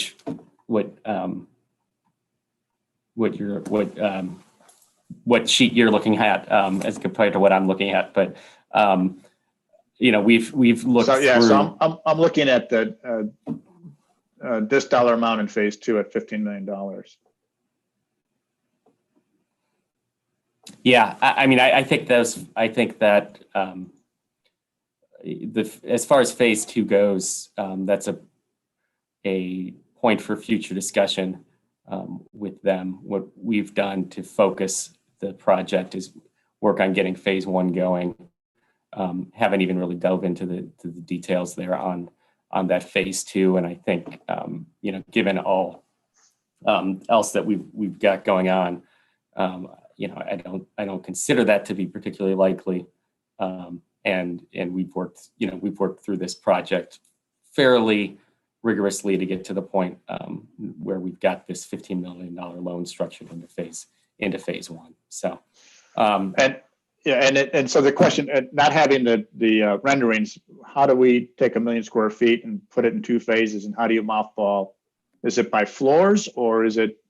The building's got an annex component to it, and so you can, you know, in any of these developments, as you start to develop, you develop it floor by floor by floor by floor by floor, and so you can start bringing stuff online even as you're doing the finishes. So the phase one component would touch on the main building, and then this second phase would primarily focus on the annex portion.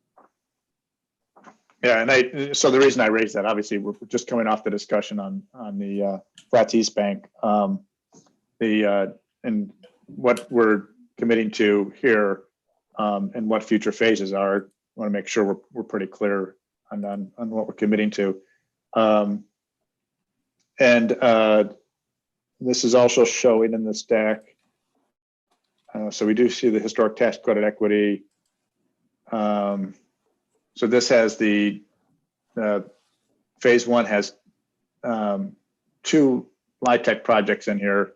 One LIHTC project for this year, and then one for phase 2, if that comes about. Again, we're only talking about phase 1, but just want to make sure our colleagues know that this is not a complete project. This is a partial project.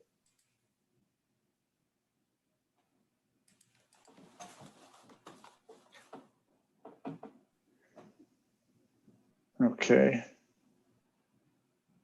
I think those are most of the financing questions that I had.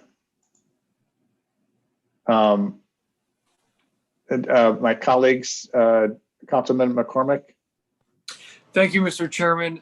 This is a really exciting project in the downtown neighborhood for several reasons. Number one, this is, of course, a historic renovation of one of the most important buildings in the downtown neighborhood, which alone to me is, a worthy investment. But in addition, Mr. Chairman, this is, as was noted earlier, will bring high quality, affordable housing to downtown. And this is something that I think is a really important element for the downtown neighborhood for various reasons. Number one, the continued growth of our downtown neighborhood, I think, is going to rely on ensuring that we have different income levels of housing opportunities for folks. But the other aspect of this for our residents is that it is inherently even more affordable, given the fact that if you work downtown or if you work near downtown, this project will be very accessible on public transportation or other, bike or otherwise. So the fact that it is well connected via that public transit or walking potentially, it increases its affordability, meaning that someone who works downtown or near downtown would not need a vehicle to get to and from work or school or whatever they might be going to. So again, I'm very excited about this project, given its affordable housing element to it. What that means not only for downtown, but for the residents that will live in it and, quite frankly, benefit from the amenities of a walkable, transit-connected downtown city core, and also, renovating one of the most important buildings in downtown Cleveland to bring it back to its glory. And again, to me, a win-win being providing that affordable housing for residents as well, quality affordable housing, quite frankly, because sometimes affordable doesn't necessarily mean quality. So, per the tools today, there's a standard TIF being offered as well, or being floated, as well as a loan, which would be paid back through federal funds. So I think that from the way I looked at this project, from a community benefit analysis of the historic rehabilitation as well as the affordable housing, in my opinion, I think this is a home run for the city. Thank you, Mr. Chair. Thank you very much. Any other comments? I'm looking for any hands raised. I do not see any hands raised on this one. Let me go back to my calendar. No further comments. 900-2020 stands approved, and 907-2020 stands approved as read. Let's sign it up. And I know that's metaphorically speaking on a Zoom call. Ordinance number 936-2020 by Councilmember Santana, Brancatelli, and Kelly by department request, approving the Cleveland Citywide Development Corporation or its designee may enter into at least 3 partially forgivable separate loan contracts with Metro West Community Development Organization or its designee to rehabilitate at least 3 vacant single-family homes on scatter sites within the Clark Fulton neighborhood, and other associated costs necessary to redevelop the property under the authority of ordinance number 563-17, passed August 16th, 2017. And who is speaking on this one? Director. I am. Yep. All right. Ordinance 963-2020 is an allocation of funding out of the funds that were put forth for the Mayor's Neighborhood Transformation Initiative. This will allow for the acquisition and renovation of 3 vacant houses in the Clark Fulton area. Metro West Community Development Organization will be acquiring and preparing the redevelopment of these funding of these redevelopment and renovation of these properties. This uses funds that were already allocated as part of the loan administration agreement to CCDC, but pursuant to the authorizing ordinance 56317, additional authority is required in order to authorize these projects themselves. The loans are eligible up for loan forgiveness of up to 20%, provided that the development is compliant with our Chapter 187 and 188 local hiring goals, that we satisfy the conditions of a residential tax abatement, and that the funding forgiveness is necessary based on price. The target here is to bring new homes, renovated homes to market in that sort of, we're calling the middle tranche of affordability, right around $100,000 more or less, and will help to stimulate some of the single family housing product in that segment of that neighborhood of the city. So I'm excited to be working forward with this. This is a new pilot in that area, and we're looking forward to seeing how it works out. Great. This is, as you stated, part of the neighborhood transformation plan, and part of a lot of revitalization that's happening in that corridor. And I know Councilwoman Santana's fully in support of this moving forward. Do I have questions on 936-2020? No questions or comments. 936-2020 stands approved as read. Let's sign it up. Thank you. Thank you. Next up, we have 940-2020 by Council Members McCormick and Kelly by department request. Authorize the Director of Aging to enter into an amendment to contract number PS 2019-070 with Community Housing Solutions to develop, operate, and implement the Age-Friendly Home Investment Program. Director McNamara, welcome. Thank you, Councilman Brancatelli. So yes, this legislation requests authority to enter into an amendment with the current age-friendly home investment contract that we have with Community Housing Solutions. Basically, at this point, they're about 90% through year 2 jobs and ready to start on year 3 jobs, but their contract does not begin until April 1st. So we'd like to add some additional funds that are already accounted for, budgeted into what is essentially the 2nd year contract, 1st year renewal. Great. And my colleagues all received the executive summary that you had forwarded with the wonderful production. And what are we anticipating for this coming year? So currently right now, we are 96 jobs are complete from year 2. We've got about 30 more to go. 18 of those are currently in production. Those 96 have been paid. The contractors have been paid. Really grateful that Community Housing Solutions has been able to keep moving forward through COVID. I think that's because so many of the jobs are roofs and porches. And so those are the top 2 requests for the first 2 years. Right now, where we're at is we're also processing year 3 applications in the Department of Aging. So as of this morning, we've gotten 348 applications in. And so with this amendment, we'll be able to get some of those approved ones over to Community Housing Solutions to at least begin to get estimates. If there's not snow on the ground, they can keep doing work. That's great. And I can't say enough about the great work that Community Housing Solutions is doing, and Roger and their team over there have been just wonderful. Our seniors have been ecstatic on the kind of direct hand-holding that they've needed, and especially working with contractors and getting through doing these repairs in occupied homes is pretty significant. So, and to your team for processing this. A lot of folks wonder how government is still operating during COVID, but you guys have managed to figure out how to keep your team together and manage your way through this. So thank you for your great work there. Councilman McCormick. Thank you, Mr. Chairman. This is a piece that that Director McNamara and I spoke about to transfer over to DPS. And I just want to echo what you said. Community Housing Solutions has been an incredible partner in the neighborhood, to be flexible, to help folks that need, whether it's minor or more major repairs to their homes. They're a trusted partner in the community.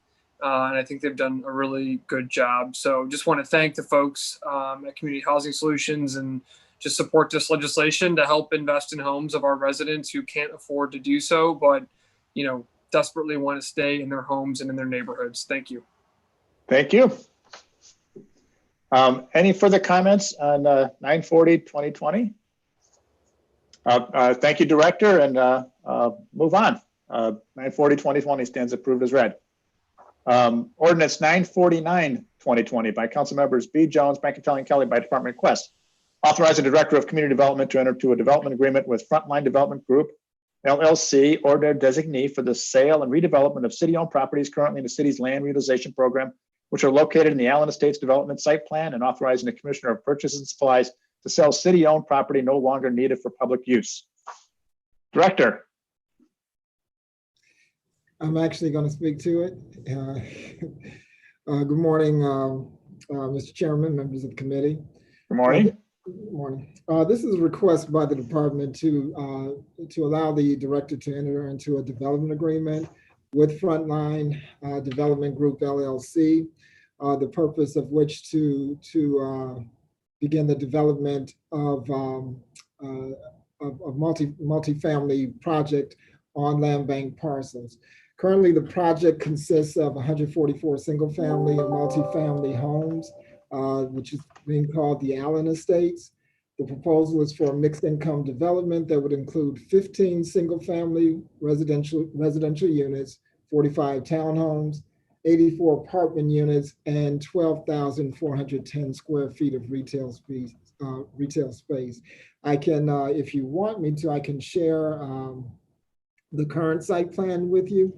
That would be wonderful. I think, that we're passing millions of dollars of incentives here for some wonderful projects. I think it would be great to see this new developer and get a sense of what we're talking about today. Okay. Do you see the site plan there? Not yet. Can we give them a share screen and not his fantasy football team? Just as the. Did I not share the screen? Let me see here. You got to click the tab on top as well. Oh, okay. Let me go back to it. I'm more accustomed to WebEx than I am Zoom.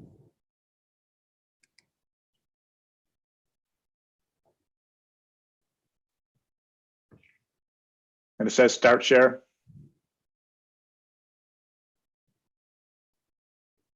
I don't see one at the top. I have, okay, let's see.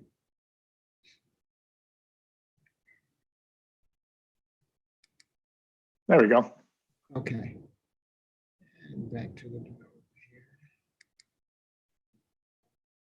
here. Okay, so this is the site plan that's currently proposed. It's near League Park in Ward 7. Again, the site plan consists of 15 single-family residential units, 45 townhomes, 84 apartment units, and 12,410 square feet of retail space. The request is for 38 parcels from the land bank. It is sort of an evolving project.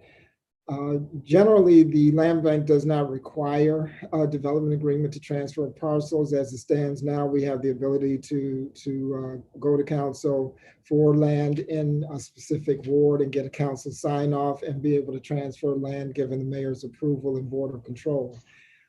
The development agreement is something that's beginning to evolve from a handful of developers because it helps them to secure financing for large scale projects of this nature.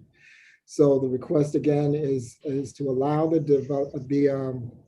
director of the department to be able to enter into a development agreement with Frontline so that we can secure release of those parcels as they need, and they can secure the financing for the project. Great, this is exciting. And Councilman Bashir Jones, I think, has shared his excitement for this project in numerous ways. And even though he's in Egypt, we're feeling the good vibes that he wants us to move forward. Do I have any other comments on this project? I don't see any hands raised on this one. Okay. I'm sorry, Councilman Hairston. Thank you. Real quick, thank you, Mr. Chairman, to the committee. You know, born and raised on the east side of Cleveland and has traveled through many of these communities here on the east side. I echo Councilman Jones' enthusiasm for this project. This is something not only a tremendous benefit for Ward 7, but a tremendous benefit for the east side of Cleveland. I think this is a project that can, the benefits of this project can extend further and wider than this community. This developer, this is a minority developer, who is coming to this community and who is building in the area that maybe some would not give a second look, but Councilman Jones and his efforts and this developer coming together on this project is such an amazing thing here. And not including, you know, who this project is being named after. This project is honoring someone who had a long history here in the city of Cleveland, who has done some amazing things. And so again, I applaud Councilman Jones and the developer Sheila Wright and her team on this project that they put together. And I hope to see many other projects come online from this group around the city of Cleveland, not only on the east side, but throughout the city as a whole. Thank you. And also, if I could throw a shout out for the architect too, because the designs are really cool. A great young architect. Yes, amazing. Yeah. Any further questions or comments on 949-2020? No further comments. 949-2020 stands approved as read. Thank you, Commissioner. Next up in order, we have 950-2020 by Councilmember Brancatelli Kelly by department request, authorizing the Director of Economic Development to enter a grant agreement with Jumpstart Inc. or its designee to assist with operating expenses associated with providing technical and financial assistance to Cleveland businesses. Director? Great. All right, thank you. So this piece will authorize us to leverage some funding from KeyBank with our funding to assist Jumpstart with operating the Core City Cleveland Impact Program and some additional outreach to help develop small business within the city of Cleveland. The Core City Cleveland program is a 12-week program that works with business owners to help develop a business plan and determine the best growth strategy. I've had the pleasure of actually judging one of their pitch competitions, and I know Brianna Butler from my staff, whom many of you know, has judged a couple as well. And it's really impressive the amount of work that the Jumpstart does with these small entrepreneurs and helping them to really refine down a project into refine down an idea into a business that is really interesting and investable. It's a hard thing to pick.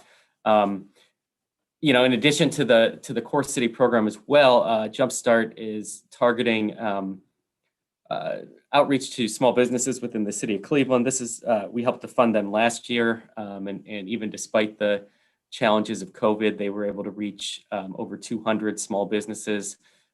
Entrepreneurs and touch them and help them get pointed in the right direction. The goal for this year is to try and get that up to 300 individuals, entrepreneurs,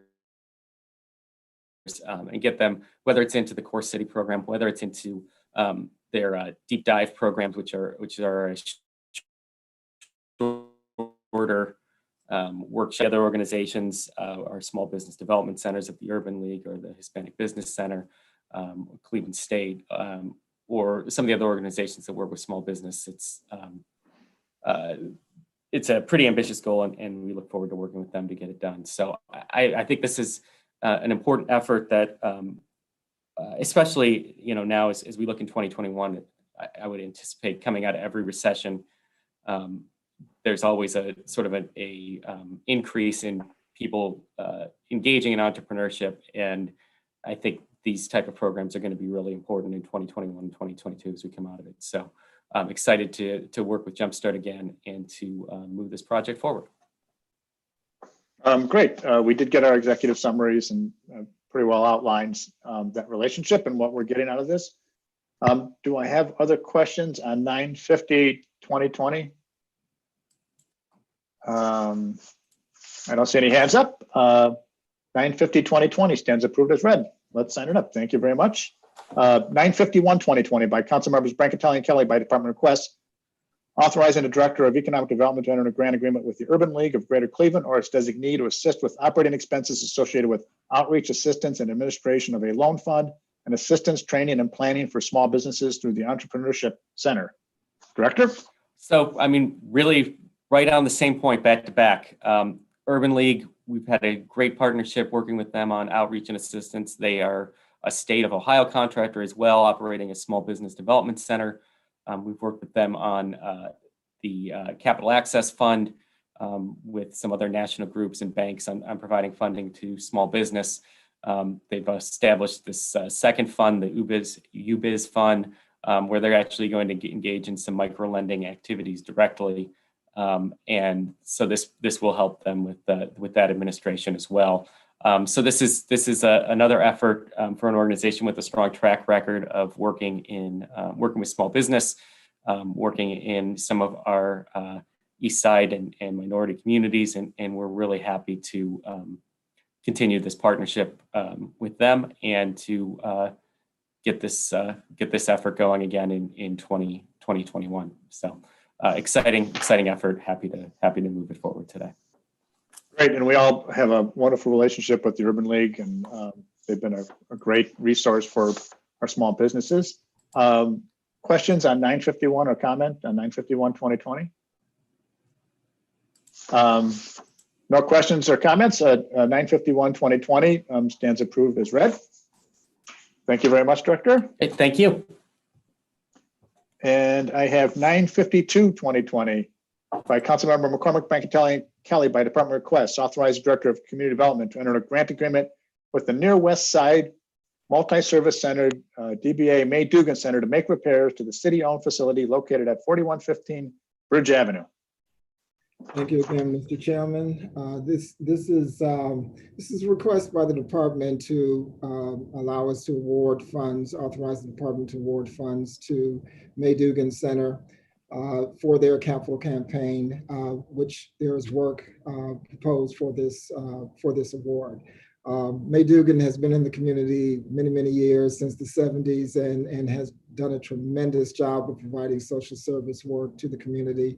I'm joined by Rick Kim, who is the executive director of May Dugan, who will present on some of the activity that's being proposed. A couple of years ago, about 2 years ago, the department sought to increase the lease with May Dugan. It is a city-owned building. So we increased the lease to 40 years. That would allow May Dugan to embark on a $5.5 million capital campaign. This capital campaign allows May Dugan to make a series of improvements and expansion to the building and their programs. And as part of that commitment to May Dugan and the work that they do, the city elected to award a grant of $425,000. Of course, as you know, with federal funding, that award has to go towards specific work. So we've been working with May Dugan and their building committee, as well as their general contractor, to target specific work.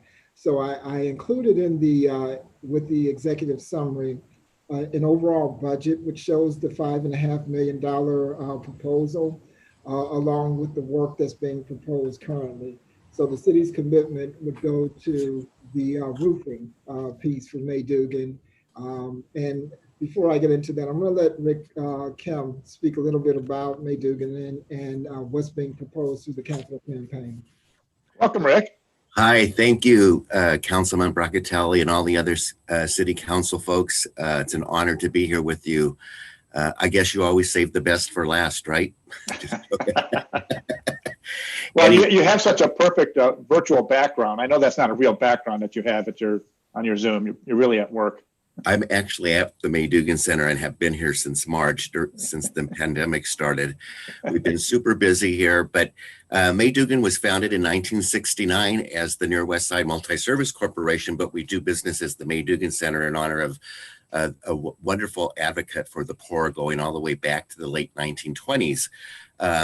As you may know, you own the building, the city owns this building, and we have been managing it since the doors opened in 1974 with the very little work that has been done to the facility. On an average, we help over 6,000 unduplicated clients on an annual basis. During the pandemic, just to give you an idea, in 2019, we served 125,000 meals to low-income people in the Near West Side neighborhoods. And in 2020, we are approaching 400,000 meals. Wow. We are the second largest food pantry in a 6-county jurisdiction after the Cleveland Food Bank. They're a wonderful partner. We couldn't do it without them. We're the largest food pantry in the Near West Side of Cleveland. But in addition, we also provide mental health and substance use disorder counseling. We've been doing those 2 programs since we were founded in 1969. We also have a program that works with low-income seniors throughout the Near West Side neighborhoods and even in the East Side neighborhoods. We have the Moms First program here that works with teen pregnant girls, and we also have a community health worker that goes out to the jails. We have a trauma recovery center that works in partnership with the 4th District Police Station. We actually have an office in a renovated jail cell that works. Our clinicians work hand in hand with the detectives and police officers to ensure that victims of crime are taken care of during their stabilization period. We also have an education and resource center, which is working closely with individuals who are preparing for their GED, English for speakers of other languages, and people who are just learning how to read. So all of those programs require space, and we have outgrown this space. We really need a new food pantry.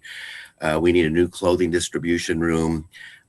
We've recruited Pat Catan, who recently sold all of her stores and bridal salons, that wants to take ownership of our clothing distribution room once we can get through this pandemic. But we've been busy here, and we've been busy here for 51 years. And we're very grateful that we're able to manage this building for the city, because we really do serve a lot of your constituents from several different wards. James has been here to witness on our food distribution day pre-COVID, and he knows firsthand, and so does Councilman McCormick, who we enjoy working with, and Council President Kevin Kelly as well. Kevin Kelly served on our board of directors back in the 90s, when I believe he was doing his internship here, as well as Councilwoman Jasmine Santana, is a former board member of May Dugan. I'm happy to answer any questions. I did send James a couple renderings. We're working with Bialowski Architects. They've done a fabulous job, and with the Snavely Construction Group. And so as of to date, we have raised $2.2 million. We received our first big foundation grant from the Cleveland Foundation in the amount of $400,000, which has helped us leverage additional foundation grants from local foundations, including a very recent one from the George Gunn Foundation in the amount of $400,000. So the $425,000 that's been awarded by the city, we are using that to leverage funding from other foundations, and we're hoping to go public once we hear from the state. Our lobbyist Brian Dirtle sent me an email last night that it looks like the state capital bill is going to go forward, and we were hoping to get $1 million from them. With the pandemic, who knows? The state of Ohio did not fare very well with the new market tax credits this year. However, we're working with Betsy Figge, and she's an expert in the new market tax credits, and is already starting to work on making contacts for May Dugan for 2021. But we need to get to the $5.5 million. Great. Well, you've celebrated your dozenth anniversary at May Dugan as a director, and your passion still is at a high level. So just a great work that you're doing there. Councilman McCormick. Thank you, Mr. Chairman. Am I able to share my screen? Yeah, clerk, can you allow a share screen for Councilman, please? So, Mr. Chairman, please allow me just a quick moment to gush a little about this organization. May Dugan is, without exaggeration, one of the most wonderful, positive organizations in the city of Cleveland, not only on the Near West Side, but for the entire city. When I get screen sharing permission, I'm going to just show a couple things, but not only are they an incredibly mission-driven organization who helps people from across the city and across the region on everything that Rick just laid out, but they do so in a no BS way. They are about doing things right, doing things well, making sure things are organized, following up. I'm in love with this organization. They're incredible with their reach in our community. My only hesitation with this legislation, Mr. Chair, is it's not enough money.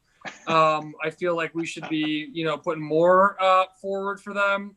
But Chair, they have been a great organization, and but especially during COVID, they have stepped up to fill the gap for folks in need. Mr. Chairman, I have been in line when that line went all the way from West 41st and Bridge Avenue to West 65th because the need was that dramatic. Talking to folks up and down the food line, many were there for the first time. So again, Mr. Chairman, May Dugan is an incredibly worthy investment of the city of Cleveland.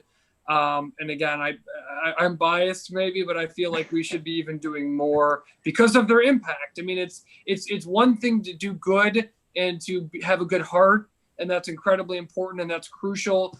But then it's another thing to really show impact.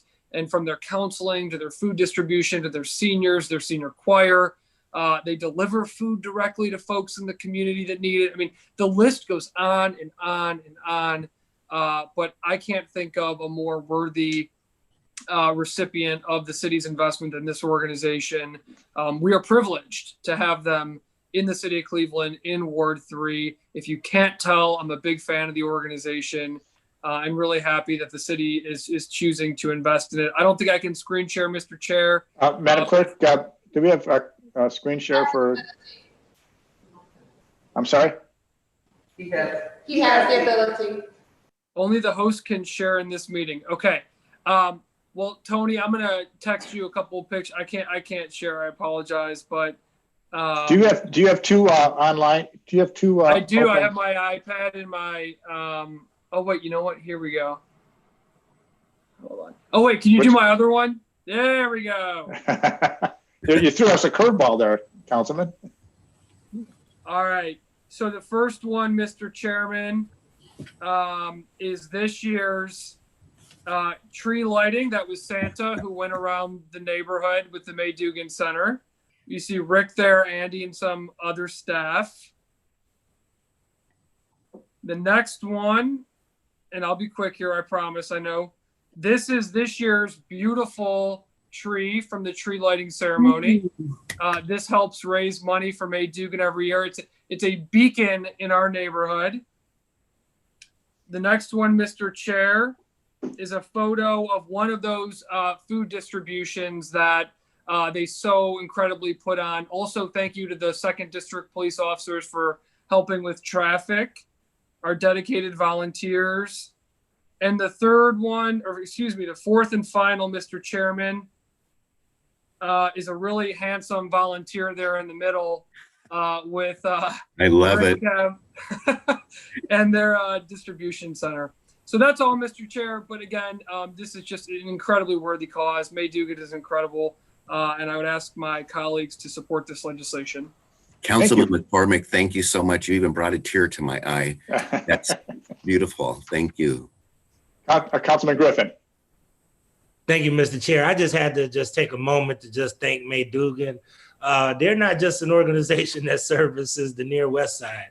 I could recall getting a call earlier this year, and they said, we just want to just come out and deliver groceries with the 4th District police officers, the people in need throughout the Southeast side.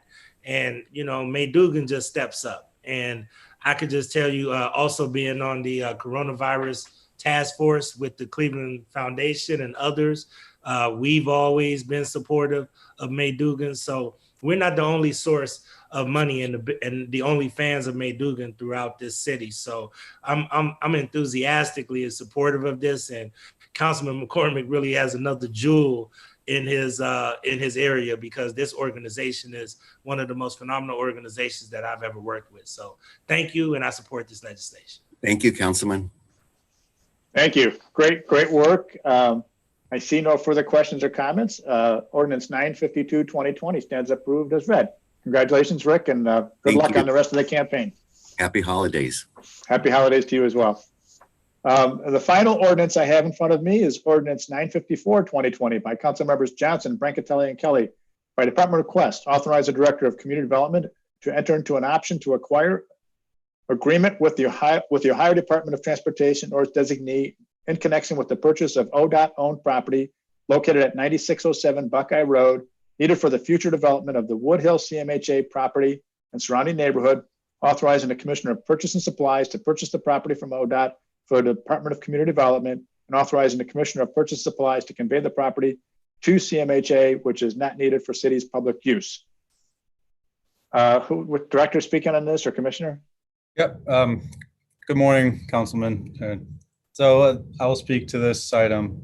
So this is a request to authorize the city to enter into an option agreement with the state of Ohio, specifically the Department of Transportation, District 12. They have a parcel located on Buckeye Road that CMHA would like to incorporate into their Wood Hill Choice application and redevelopment of that the surrounding neighborhood. If I can share my screen, I'll give you just a quick overview of the whole Wood Hill Choice proposal as it sort of stands for that entire neighborhood and where this parcel is located. So right now it's disabled for myself. Madam Clerk, can you please allow screen share for the Director?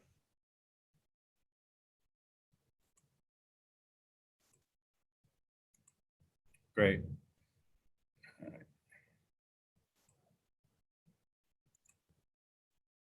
It's up. All right, so if you can see that. So this is sort of an overall neighborhood plan for Wood Hill. So this Wood Hill Estates is located on, where is this? Off of Larchmere. And the parcel in question, so this is sort of the reimagining of the CMHA property and the surrounding neighborhood. It also includes Victorine on Woodland. And down here near the rapid station where the old school site was recently demolished, and there was a Burger King on along Martin Luther King Drive. There is a small little parcel squeezed between the larger corner lot and the school site that is controlled and was a staging site for ODOT. That parcel, we have reached out to District 12 to see if we can secure that for purposes of the application. They're willing to give the city an option. The idea that it would ultimately be a public benefit conveyance. So that would be done at low cost or hopefully no cost to the city. And we would, since we're a co-applicant with CMHA for the Wood Hill Choice Initiative, if we do get funding from HUD, then we would likely work to execute and exercise the rights to that option for the purposes of developing on this site, which is called Station West. Is an affordable housing development complex with 120 units of housing to be located along Buckeye across from the Rapid Station. So the application for Wood Hill Choice is going into HUD on December 16th. So this legislation is sort of critical in order to get one of the last pieces for that application put into place. I'll be happy to answer any questions regarding option request. Thank you. Councilman Griffin, did you have your hand up? I'm sorry. No, I didn't have my hand up. If you're ready for me, I can weigh in though, Mr. Chair. Yeah, yes, please. Okay. Mr. Chair, fully support this piece of legislation. This is a critical piece of the Woodhill Up Next project that we've been really trying to bring home in the Buckeye Woodland community for quite some time. This will help focus on one of the first phases that we want to do with this project. So I fully support this and ask my colleagues to support this piece of legislation. Great. I do not see any other hands up on this one. With that, this is pretty exciting. This is a great opportunity. And I think as you've been working hard at that, Councilman Griffin, that getting that section rolling is critically important in that redevelopment plan. No further questions. 954-2020 stands approved as read. I think that completes our agenda for the day. We can, we got another half hour before utilities. So if you guys want to, have a discussion, but I do want to let my colleagues know there were about 5 or 6 pieces that I did relieve that got passed out of planning. They were routed to municipal services, were relieved. They were mostly construction projects. Councilman Plensick was asking about East 185th. They were mostly capital projects and road projects. So we relieved those that'll go to committee of the whole for tomorrow. So, and I am looking at scheduling our next DPS committee meeting for January 5th before the council meeting. I will let folks know what stuff comes in on our agenda. And in the meantime, we'll schedule a meeting with the developer for Flats East Bank and get an update on that project. With that, all our business is completed for today.